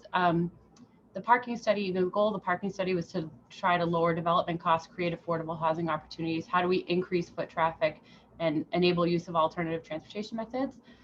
We really wanted to align our parking standards with our economic development goals. We have really, really outdated permitting systems. So in our neighborhoods, we have these green and white placard. We don't have permits, it's actually a sign, and it's $10 and you get a resident can post it on the fence, and where they post it, it can take up the entire frontage of their house. So sometimes that can be 2 or 3 cars, and it's created very territorial parking issues in our neighborhood, which creates the perception of a really congested parking problem. And so we're really trying to figure out how do we better manage our entire asset, both public parking, but also private parking, so that we can better leverage adding more units and taking sort of our parking problem off the table. And in addition to the parking study, we are doing a multimodal study called Go Lowell. And we have incredibly low rates of alternative transportation options in Lowell. We're very car heavy. I think for the 111,000 people we have living here, I think we have almost 90,000 are registered car owners. We are an older city. And so in all of our public planning processes, the public has voiced a desire for other options besides cars. And the number one complaint we do receive always has to do with parking or something to do with cars in the neighborhoods. So we've been focusing on how to improve transit, taking a look at our bus routes and trying to pilot some new bus routes from the Gallagher terminal to different areas of the city, not just the downtown, but to neighborhoods. So how do we increase those, increase access to our neighborhoods so that especially low income folks don't have to rely on a car, which we all know are very expensive. And so we're also trying to improve bus stops. So right now the city doesn't, for a city our size, we we have very few bus shelters, so it's not a very attractive option for people. It's very inefficient. We need to make some technological advances so that folks can track. And then not only are we trying to make improvements to our transit, we are also trying to very slowly incorporate more bicycle friendly infrastructure into the city. Because we are very car centric, bike lanes and dedicated bike lanes have been met with a lot of opposition. So we are looking at an equity-based bicycle network analysis and creating a network based on public feedback about, what are the routes we should prioritize. We did pre-pandemic have VO Ride in the city, and we're using that data of where people took the bikes to help inform some of the new networks that we're doing. So like I said, the city it is a big city. We have a reputation of being a city, but we have very suburban issues, and a lot of the outreach, a lot of voices we hear are driven from sort of our suburban neighborhoods. So as we look forward to how to increase housing opportunities and connect folks to our many transit options and how to improve them, we're looking at bike, bus, and train, obviously, and we don't currently have a TOD. And so we're hoping that these plans will help us drive slow change and equitable change to allow for more housing in the city. We don't currently have a TOD overlay, but we have been talking about expanding our 40R district to maybe include that quarter mile from the train station. But we think that will take some time. We're in the middle of an election year, and we're actually a redistricting election year where we're completely changing our format. So we think this will be a tough conversation this year, but we're hoping that these smaller planning efforts will help drive that impactful change for more housing opportunities. So if you have any questions, this is how you can get in touch with me. Thank you. Thank you, Christine. I think you might have touched on many of our attendees' concerns about political will, and especially passing zoning changes in bike lanes, something as simple as bike lanes. So Katie is going to bring back all of our panelists. We have Christine, Catherine, Laura, and Tom. There we go. And we have a few questions in the chat that folks have sent in. Katie, Lacey, do you want to start with yours?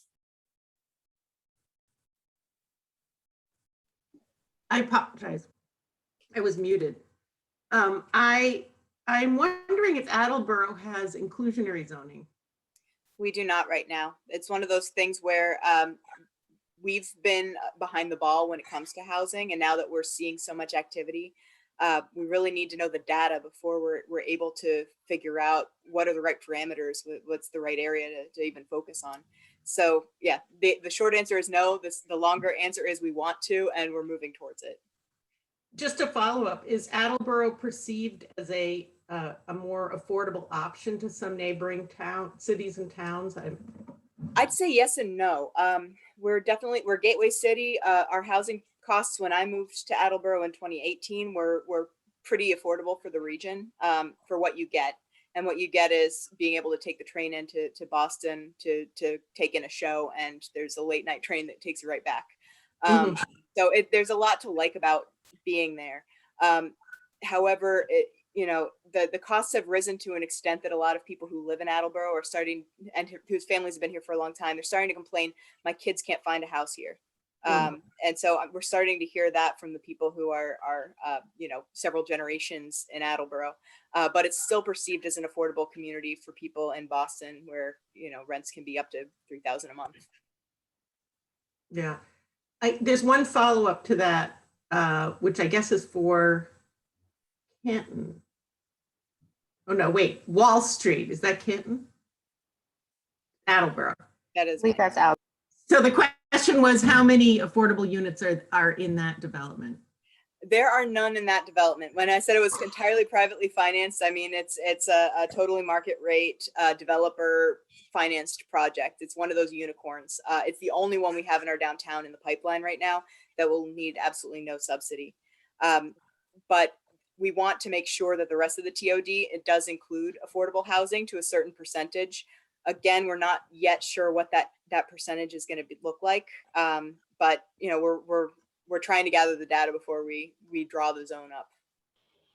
And speaking of unicorns, that's how I feel a little bit about the Paul Revere Heritage Site, because that also is completely developer financed. In that case, they did have inclusionary zoning as a part of the overlay district that allowed it. So there is a 10% affordable there, and they did it so that the rental building that's for seniors, which is 60 units, is going to have 25% of those units, so 15 be deed restricted affordable, so we can get, you know, credit for the whole building. And then there's an additional 12 units of ownership units that will be affordable. So combined, we're going to have 72 units that will be deed, well, you know, on credit for deed restricted affordable, although it's really more like 15 plus 12. So, but still, it's a great opportunity for adding some more affordability to an otherwise extremely high market sort of development.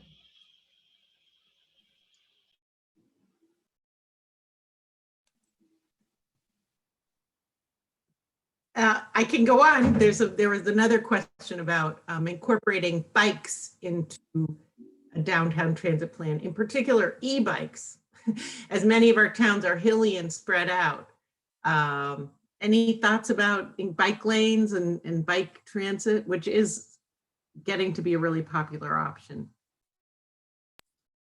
I guess as a follow-up to that, I would be interested in hearing from Christine what the concerns you hear about implementing more bike infrastructure in your city and maybe in Attleboro and Canton as well. I think there's usually some shared concerns, but would be interested to hear if there's a recurring theme or the concerns. Thanks. Yeah, so in Lowell about maybe 10 years ago, less than 10 years ago, we did install bike lanes, but they didn't make any sense. They weren't part of a network. So it just, I think at the time the planning department was so excited to have pulled it off. But no one used it. There wasn't a good rollout. We didn't have a good signage. And then again, it wasn't part of a larger network. So I think that left a really bad taste in a lot of residents' mouths. And then because we are so vehicle heavy, that anytime we talk about bikes, people's backs get up and think we're taking away cars. So we're really leaning into trying to take advantage of complete streets and making the streets safer for everybody, whether you're in a bike, you're walking, and for cars. And we're finding that messaging is helping quite a bit. And then because of the pandemic, we did see a reduction in traffic, which was great, but then people were home. And so now we're finding a lot of speeding in our neighborhood. So slowly but surely, people are starting to realize, how do we slow cars down, and then how do we get cars out of our neighborhood? So I think we're starting to see a shift towards bikes. And so that's part of the Lowell study, is we're trying to figure out the bike network, the most equitable bike network, because we do have strong bike users in the city.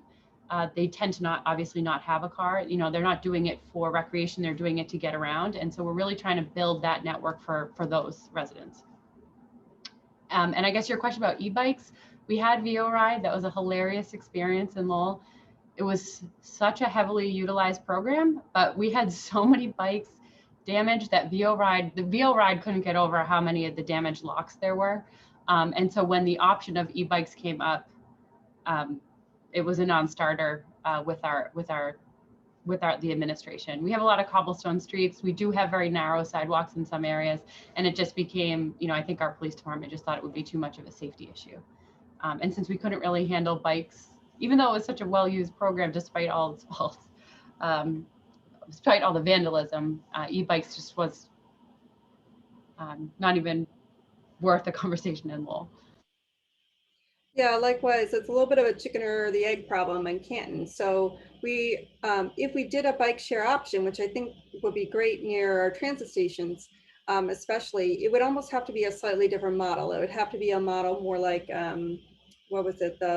Not Lime bikes, but maybe it was Lime bikes. Anyway, there's some model where it's almost like you can, instead of running it by the hour, you can rent it kind of more for the day, because you might want to use it as a first mile, last mile kind of option for getting to work if you're doing a reverse commute or you're doing it more for a recreational activity. But the issue with Canton is we have so little actual bike infrastructure yet that it's almost like, ooh, are you encouraging people to almost bike unsafely or something like that?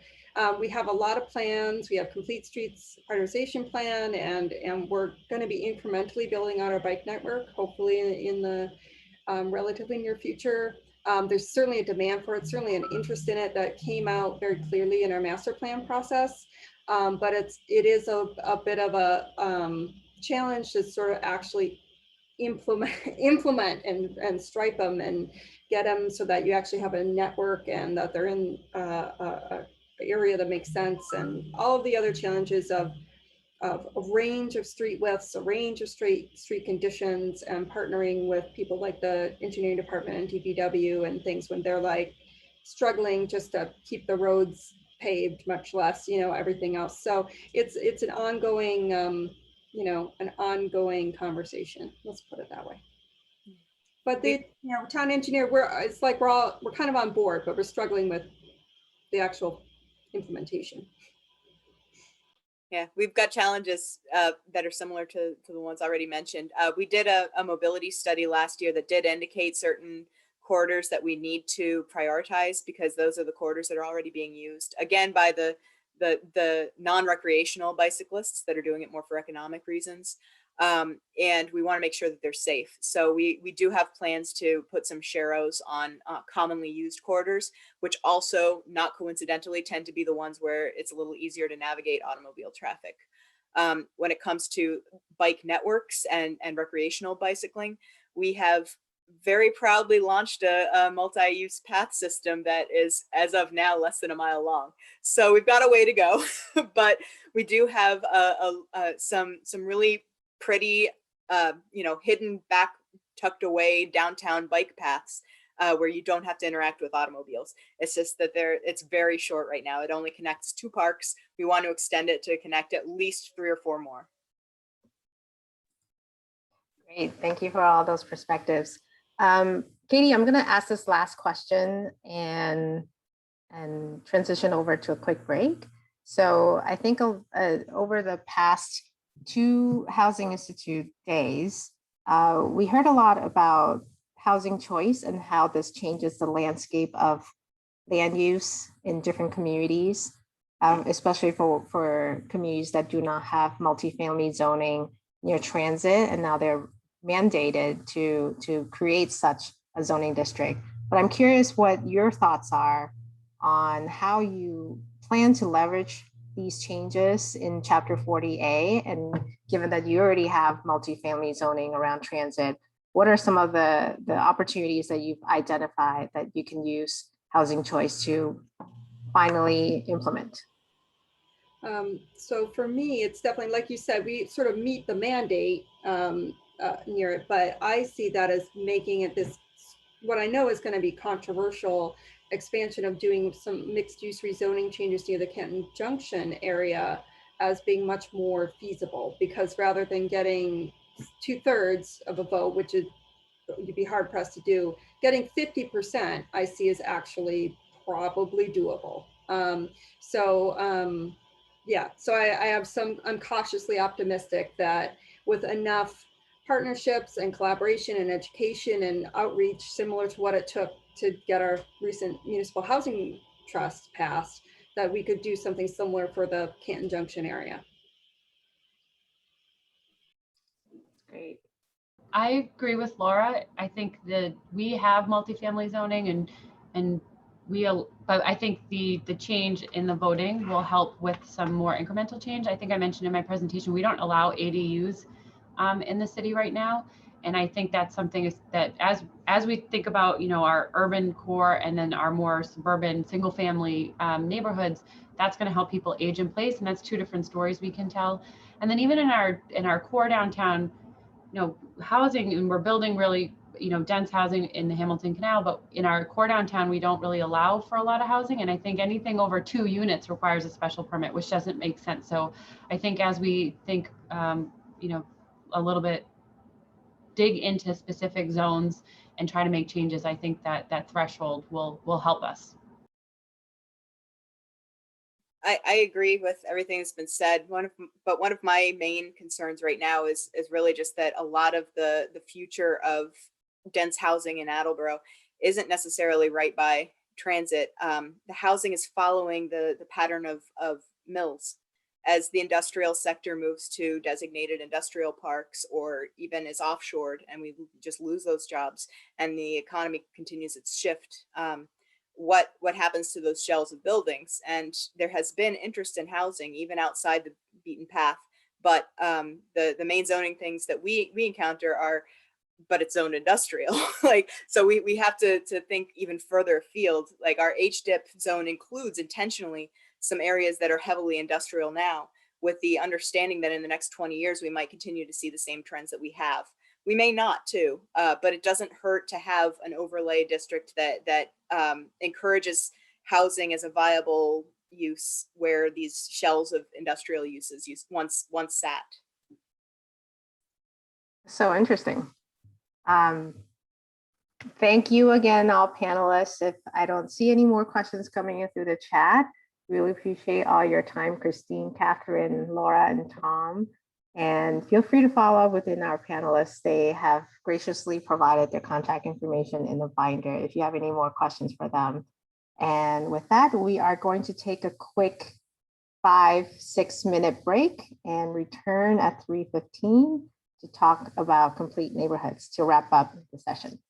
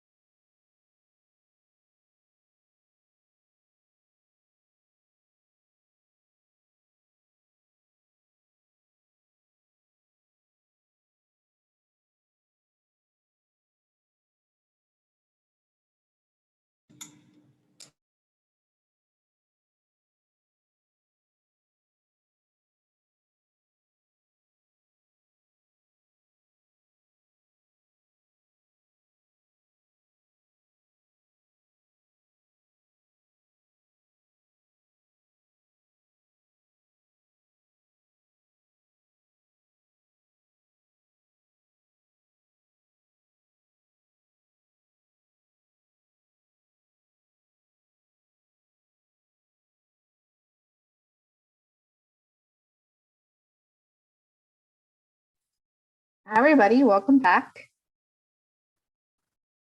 It is 3:16. We are heading into the home stretch of the 14th Annual Housing Institute. So I'm going to ask Katie Bossy to bring up my slides.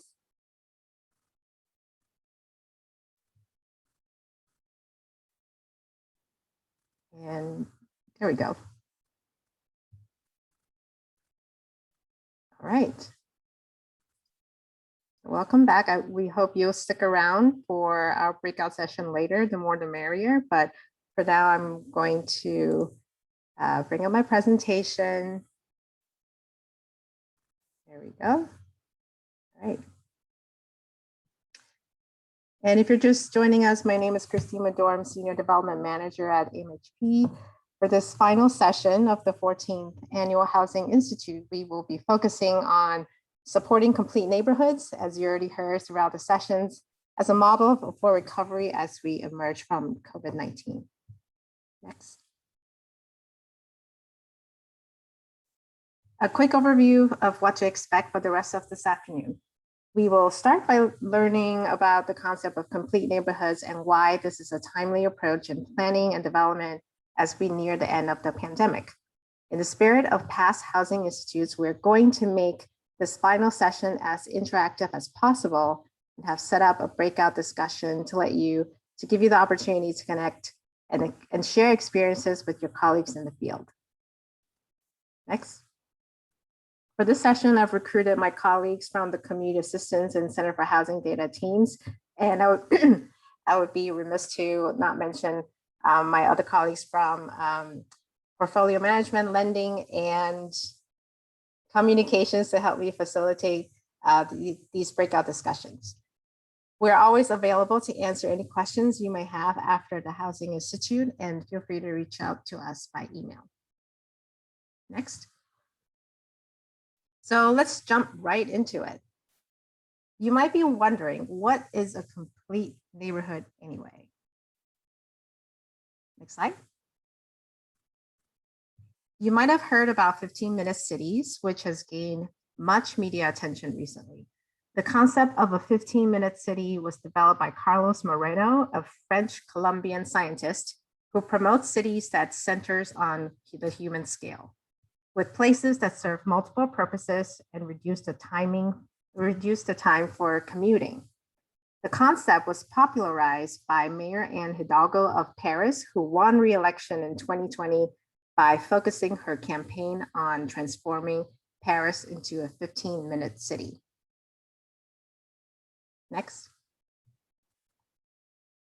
The firm DPZ Co-Design discuss 15-minute cities in the context of mobility sheds, specifically walking, biking, or rolling for those who are pushing strollers or rely on wheelchairs or walkers for mobility. The area that these mobility sheds can cover varies by the mode of transportation.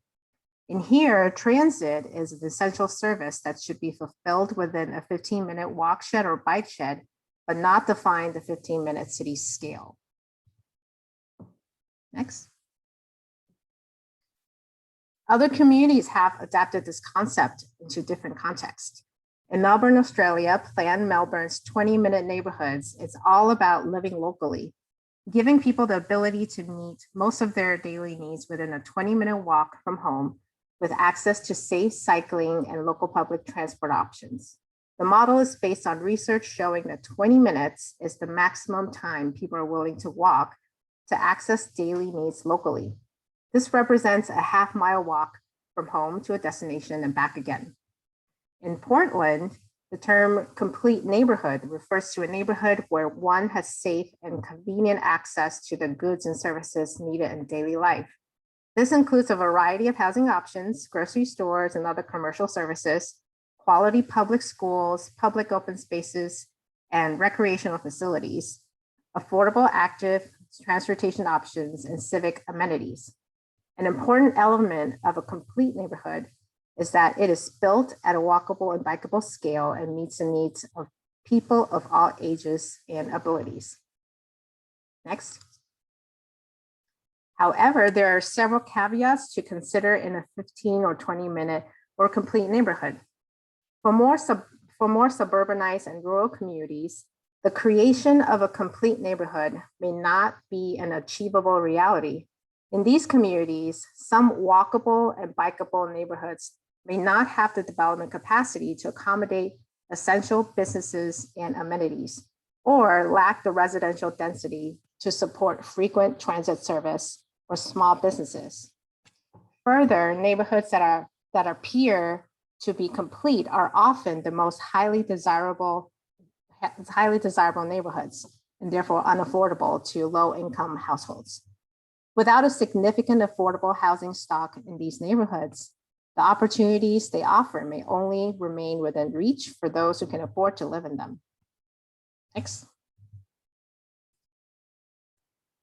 Regardless of what we call them, a 15, a 20-minute, or a complete neighborhood, there are 4 essential elements of an equitable complete neighborhood. First, access to opportunities like housing or jobs. Next, proximity to essential needs, services, and amenities. And third, mobility, or the ability to get from point A to point B. And lastly, an engaged, inclusive community that's empowered to guide the growth and transformation of their neighborhoods. All of these elements must be organized around the human scale and not cars. To put it simply, complete neighborhoods are places where everything is within reach by anyone without getting into a car. Next. And to go into a little bit more detail for each of these 4 elements, access to housing means a diversity of housing types at different price ranges and tenures within a neighborhood. Access to employment opportunities means jobs for a range of skills and wage levels, reachable on foot, bicycle, or short transit ride. Proximity to all the essential needs and amenities to thrive for a healthy, safe life, including third places such as restaurants and cafes for social gatherings outside of home or work. Mobility options for all abilities, as well as regional connectivity to nearby communities for housing, jobs, essential needs, and amenities. And finally, the social and cultural capital to sustain complete neighborhoods and empowerment of local stakeholders, especially disadvantaged populations, to shape changes and transformation of their own neighborhoods. Next. And as I mentioned earlier, the model of a complete neighborhood may not be a practical approach for a community on its own. However, in the context of Massachusetts, we do have many strong regional centers with transit hubs that have significant development potential, such as gateway cities. Strengthening regional centers that have transit hubs will benefit neighboring communities and expand economic opportunity for low-income households. Decentralizing opportunity and investments in our current hub and spoke system means each person's essential needs and amenities can be satisfied within their own neighborhoods, and if not, just a short transit ride away. You might be thinking at this point, how can this be done in communities without transit? There are examples in Massachusetts where investments and partnerships at the regional level are the catalysts for regional mobility and connectivity. Next slide. An example is in the North Shore, where Beverly, Salem, and Peabody have identified shared community goals and established several regional partnerships in housing, transportation, and climate to drive better outcomes in these areas. The 3 communities have a regional memorandum of understanding on housing, a shared commitment to plan for and support affordable housing production for their most vulnerable populations. The Salem Skipper, a low-cost, on-demand intra-city minibus, was so successful in just 7 months since its launch in December 2020 that these three cities and others in the region are joining forces to pursue federal dollars to expand the service beyond Salem. Resilient Together, the joint climate resiliency plan between Salem and Beverly, set some actionable goals to address and prepare for the impacts of climate change through development, mobility, infrastructure, and more. Next. There are many examples where the building blocks for complete neighborhoods exist in a variety of community types and transit service levels. Here, Hudson is a largely suburban community served by the Metro West Regional Transit Authority near regional centers like Framingham, Marlborough, and Natick. This picture, you can see the town recognizes the value of mobility-friendly downtowns and have made recent investments to transform their downtown into a more pedestrian-oriented environment. Next slide. Like many New England town centers, Great Barrington in the Berkshires is an example of a place where human scale development already exists. And the town is also connected by regional transit that services the Pittsfield area. Next slide. Downtown Stoneham and Winchester are two vibrant town centers well served by MBTA buses, and they are situated along the Lowell and Haverhill commuter rail lines. The Tri-Community Greenway is a bike and pedestrian path that connects Stoneham, Woburn, and Winchester. Trailheads are located in the downtown of Stoneham and Winchester, providing access to two commuter rail stations in Winchester. The entire length of the Greenway can be completed by bicycle in under 30 minutes.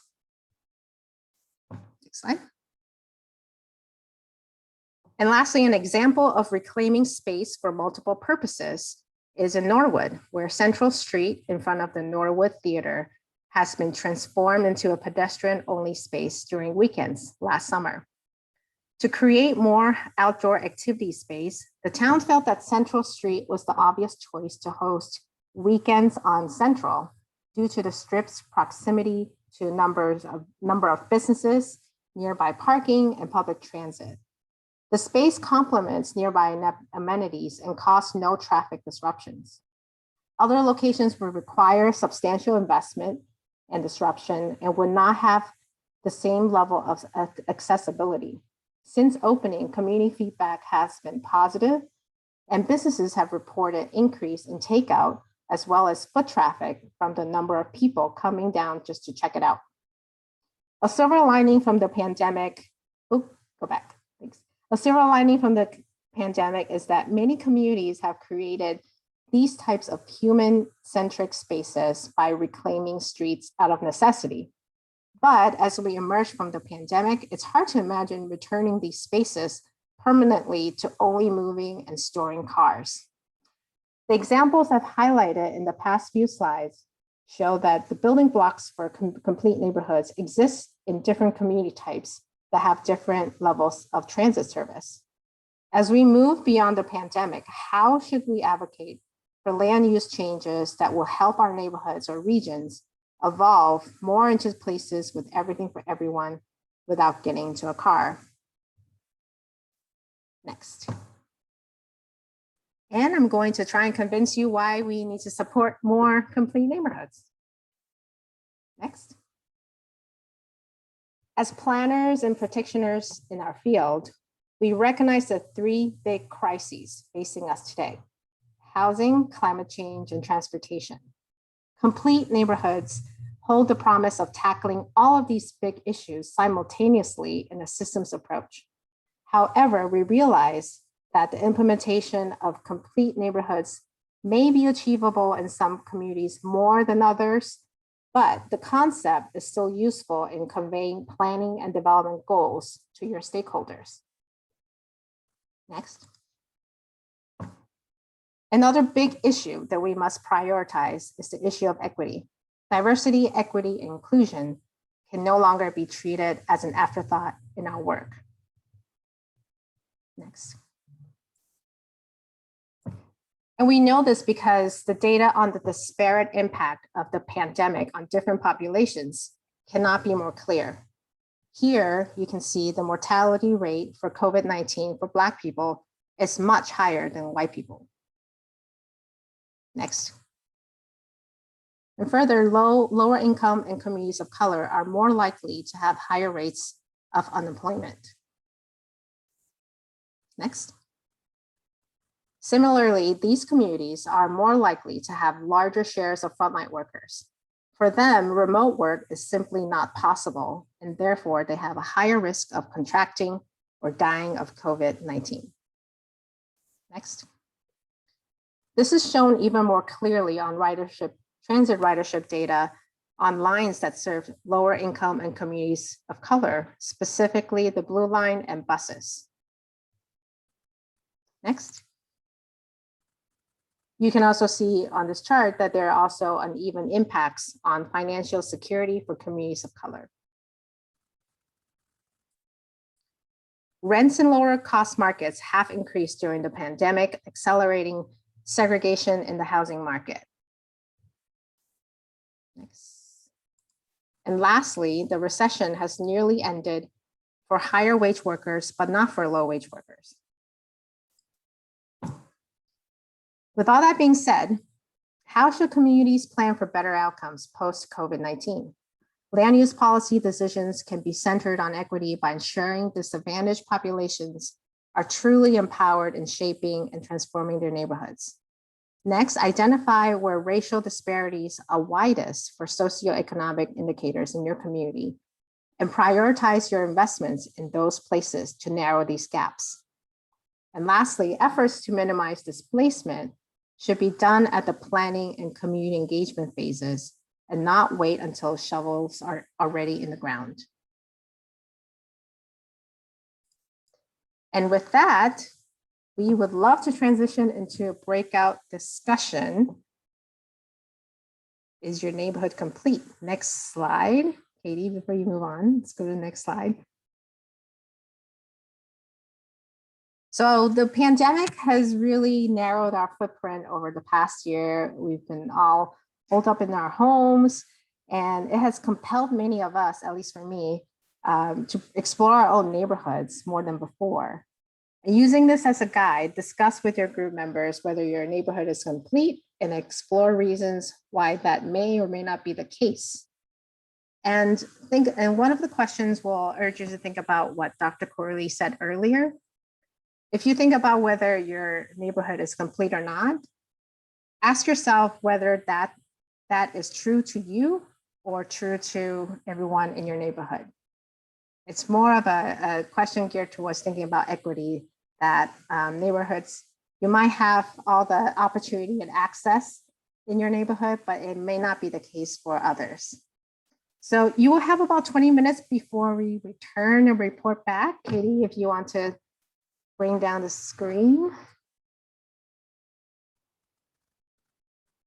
And we will have my colleagues from MHP facilitating each of these groups. It looks like our attendance has dropped significantly, so they might be much smaller than anticipated. I'm going to try and work on this and see if we will break out into the right groups. Okay. Let me move folks around for 1 second.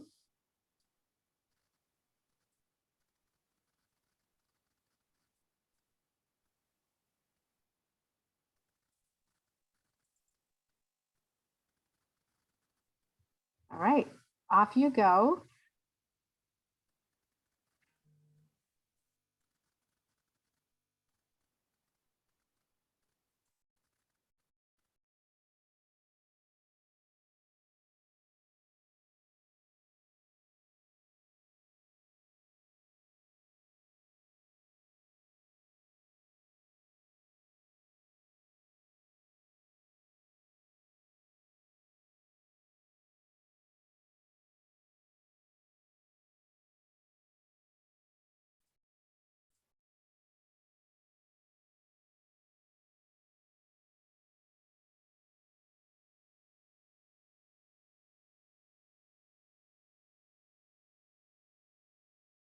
Looks like some of you may be having issues joining.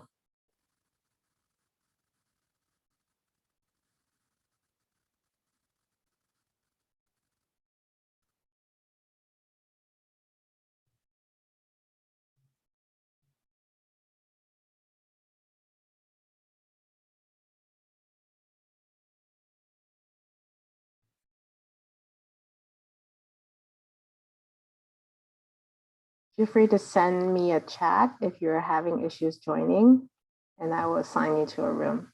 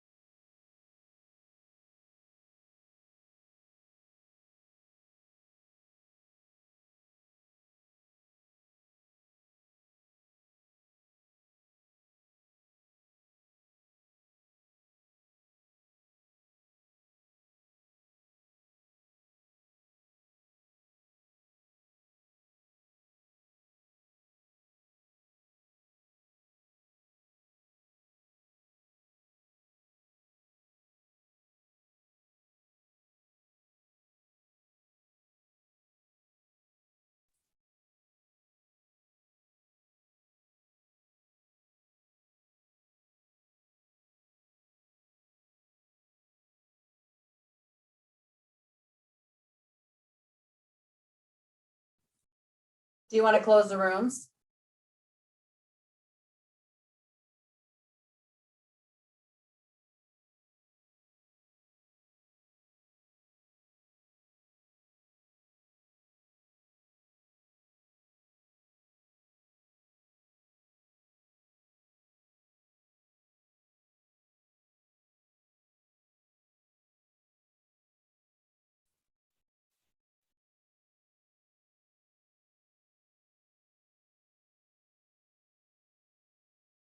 Get an extra minute.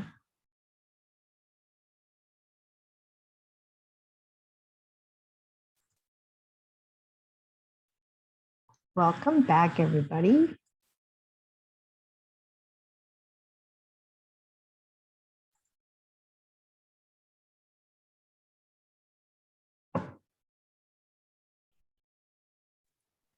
How'd it go? Good, good. I had 2 participants. They were great. A lot of people dropped off. I got a lot of good, interesting information from them.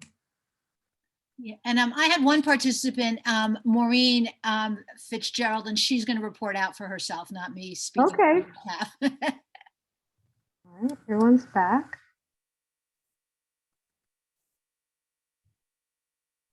Oh, I see your message now.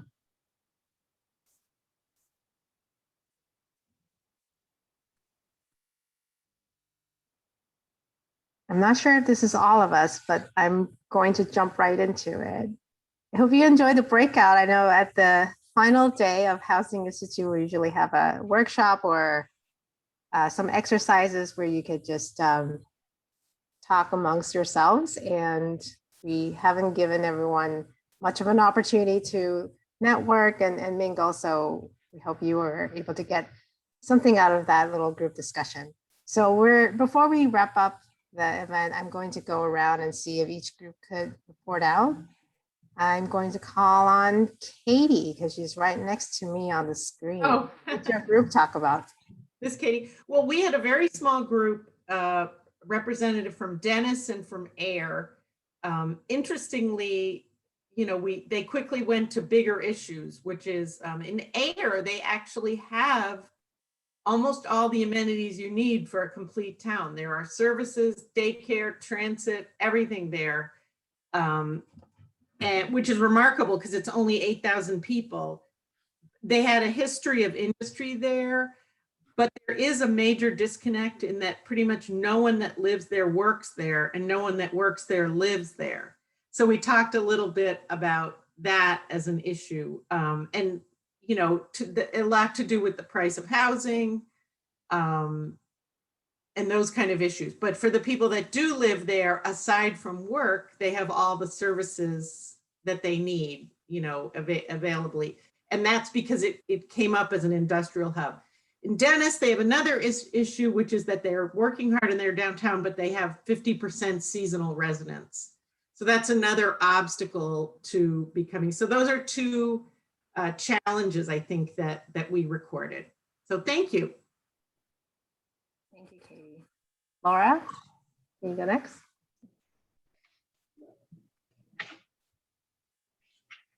You're still muted. I hit the wrong button. So there were 4 of us in our group, and we also had a representative from Air and someone from Bedford. And then Russ was representing both Franklin and Newton. And I'm from the Cape, so we had West Barnstable. So we had kind of a good mixture of types of communities. The one thing that was brought up about Air that where they didn't check off the boxes in diverse housing types, that they have had a real restriction on height. And so there hasn't been as the diversity types, but otherwise they have, you know, a very walkable kind of complete community. And Bedford is kind of a 50-50. There's places in the town that are walkable and other places that have windy roads without sidewalks, and so difficult to get anywhere without a car. I think some of the, some of the recurring barriers or issues are in trying communities not wanting to have change, wanting to keep things in character, but also folks realizing post-COVID that they want more walkability, not just for recreation, but also for necessities. So folks thought that the political will was shifting. Thank you. Next on my screen, we have Isabel. Great, thank you. So we had representation from Attleboro, Watertown, Brookline, and Salem. And it was interesting. I personally live in Brookline, and then Christine living in Salem. Like both of us, we find and feel that we live in complete neighborhoods.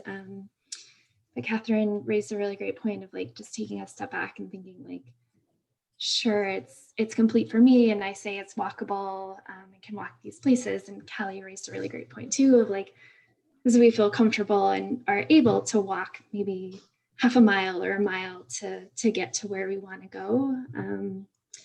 But for the other communities, things that are missing would be just the loss of industrial jobs, and then access to jobs if you don't have a college degree, and thinking that or it would be commuting into Boston, which is about 45 minutes of your time, could be 2 hours or more of your pay. So having access to that, and then just proximity to essential services, such as like maybe there's a hospital close by, but there is no pharmacy, or there's no coffee shop or food for hospital employees close by, or anybody that's working in the downtown. So really great discussion. So thank you. Lisa? Yes, there were 4 of us in our group, including me, and representing Winchester, Old Mill Village, and Pittsfield. So at the Winchester, with all 3 groups, they were just about complete neighborhoods. They had so many of the amenities, so much of it, but they didn't have everything. So with Winchester, 10-minute walk to the drugstore and the different places you would go to in a town center. So there were those things, but there are several projects being worked on right now. Multifamily residential living in the town center area. There are 5 projects underway, so that was a good thing. But in the town center area, there aren't major employers. So that was one issue. With Old Mill Village, there were lots of the amenities, but one problem was there isn't enough affordable housing. And it could be better if there were individuals who understood better the 40B process and were willing to see things through. Developers who have a lot of know-how, who will just stick with it and see these projects through. Let me see, lack of affordable housing. They need more experienced developers, long-term stakeholders who will stick with the projects. In Pittsfield, it sounds ideal. 15-minute walk from the library, City Hall is there, a bank corporate office, hospital 1.5 miles away, General Dynamics, a small General Dynamics office there. But the bus service is unreliable. The bus only comes twice an hour, which makes it difficult for people who are trying to get to work. There is a nice scenic bike route, but if you're trying to commute to work on your bike, it's dangerous because cars don't have a way to pass somebody on a bike safely. And it's a big car area. So one problem is, how do you convince people to go to commuting when there isn't a reliable bus service? and they're used to using their cars. So there could be like a whole cultural shift that would have to happen. Oh, and also, even if you want to add more services in the downtown area, there may not be room for a library branch, a room for more dining restaurants, or room for more companies to physically to move there. So those are some of the things that we discussed. Thank you, Lisa. I'm going to hop over to Maureen, who was in the same group as Alma, so she had volunteered you to do the report back. Maureen? It was another small group. I work for a regional organization. So I work for NeighborWorks Housing Solutions, and the other person in the group was Becky Pine from Groton. But so here are some general conclusions. One, I would say that this is a really helpful framework to assess a number of factors and how they all work together as we're looking at development. So it was useful to sort of think about, how does this apply to either a neighborhood, a town, or in the case of my work, a region? Because some of the individual towns may not have all the pieces. Is there a way we could do it as a region? And the perspective that came from Groton is a rural one. And Groton does not have the access to transit. So that is a major obstacle. In fact, Becky was quite interested in hearing more about the ride sharing that was going on in Marlborough, trying to figure out if that might be a way to fill that piece in that community. And some of the other resources they do have, but not all in one place. Grocery stores over in one area, services likely to be over in another. So there were a lot of challenges there. It tends to be a community that's very car dependent as a result of that, the transit challenges. And in terms of bikes, there's not always a shoulder on the road. Sometimes people would ride on sidewalks. But I think that profile is probably shared by some of the rural communities down in the Southeast in my area as well. So those were the overall sort of concerns, and particularly the transportation and transit in rural areas was a major issue that was raised in our group. Thank you, Maureen. And I saw that Becky had asked that question about more information on the ride share, and I believe it was Westboro who had another pilot for VIA. So Becky, I'll reach out to you afterwards to give you more information about VIA. I think she has to cut off, so I'm sure she would. She definitely would appreciate that. Okay, thanks. I know she was on here already. Yeah. Did any of you talk about barriers? No. Why don't we jump to Katie Bossy first, and then we'll wrap up with Tom. Okay, so we definitely talked about barriers. I didn't write down all of my communities, but I think I can remember them. We had Sheffield and Greenfield, Franklin, Bedford. I think that's it.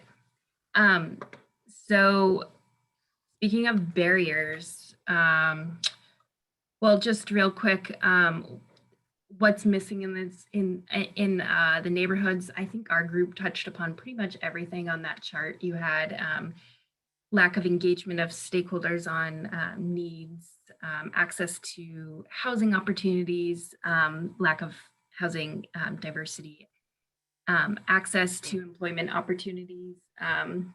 In Sheffield, we heard that there's not, it's geographically kind of isolated, and there's not many employment opportunities, but that might be changing as they're getting a younger population in, and this younger residents are opening up businesses. Now they got like a distillery, a brewery, a cannabis shop. So that was something.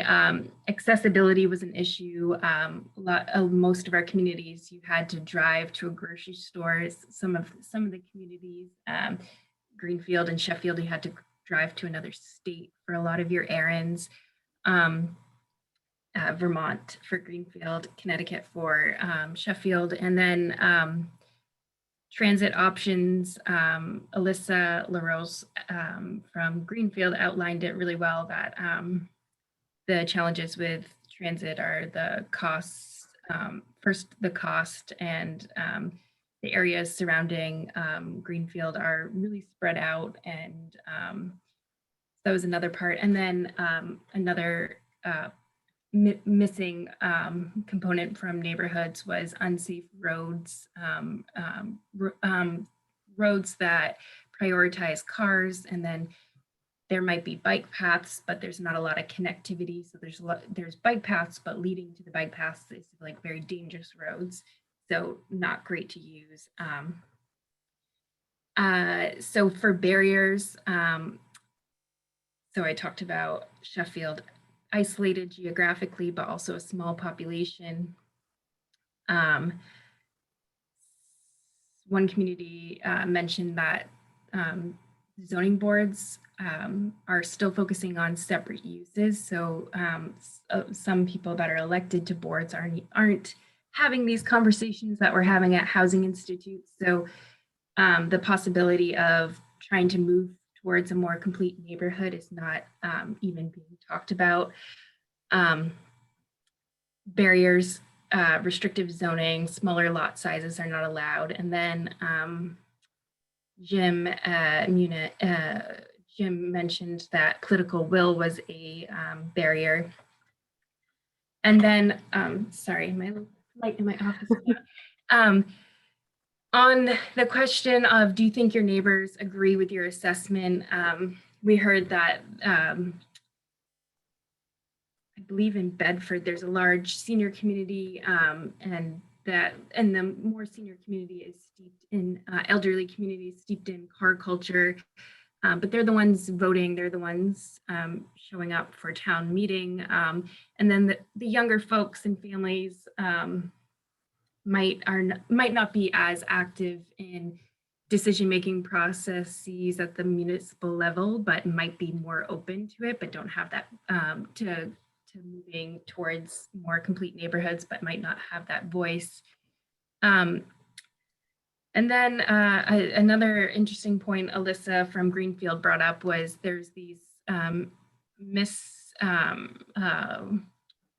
perceptions about the area being affordable, but if you really take into account the poor quality of housing and the cost of repairs, heating costs, the needing to own a home, low wages, and needing to own a car, not a home, that it's actually, once you add all that up, it actually creates a really unaffordable area. And then I think that's it. I'm gonna end there. Great, that was very detailed and informative. And last but not least, Tom, what did you hear in your group?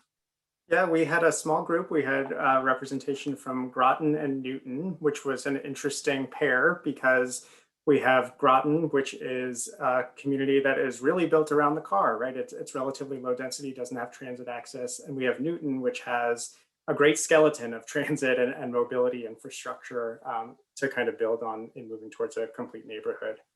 But in Groton, in terms of what's missing, we talked a little bit about large lot zoning, homes on really large lots, maybe a lack of commercial uses, not a lot of restaurants, not a lot of commercial destinations, and certainly maybe not in a centralized kind of way. But we did talk about some of the community assets as well. A lot of recreational space and open space and bike trails, and about a third of the town is conservation. My group brought data, and so that made me very happy. They also spoke about how 88% of housing in Groton is home ownership. And so that's another thing that's missing is diversity in housing stock, tenure, and how that translates to affordability, which is also a struggle in the town of Groton. They're also opening a new music center in the next year or so. I think it's fall 2022 that they said, but I might be getting that wrong.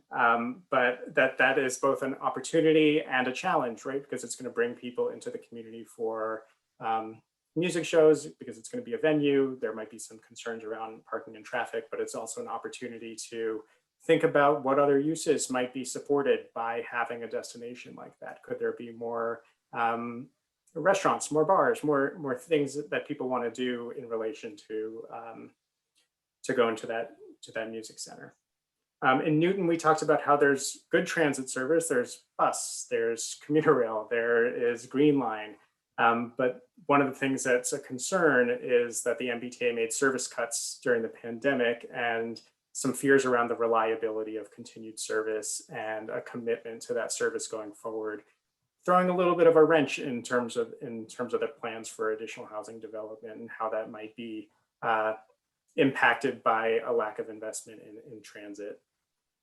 Another thing that came up for Newton is missing middle housing, so small multifamily, and also a desire to bring everyday uses closer to people in a walkable distance. So things like small grocery stores, and also some mobility infrastructure like protected bike lanes. I maybe didn't do a great job of walking through every question, but the other question we got to was around changes during the pandemic and moving towards opening up streets and becoming more complete in terms of people reconnecting with their neighborhood, especially as more people spend more time in their neighborhood. Both Groton and Newton did extend outdoor dining and embrace outdoor dining. Groton has a lot of room for that. Newton was able to claim some parking spaces in front of restaurants to open up outdoor dining. There's also been some initiatives to try to get more shared streets and closed streets in Newton, just to give people more control and autonomy over the street that they live on and take that away from cars, at least for a short amount of time. So some potential there. Whether or not they're permanent or not is another question, but it's an example of using the pandemic and the fact that people are home and thinking about their neighborhood in new ways to think about reusing that space. Excellent, thank you. I hope everyone enjoyed your discussions, and we will definitely send out the full binder with all the presentations that you saw today and the previous 2 days. I don't know if we're going to do a quick evaluation. We might have the time, but I want to address one of the questions that was sent by Catherine Reed about the racial equity impact assessment as a tool.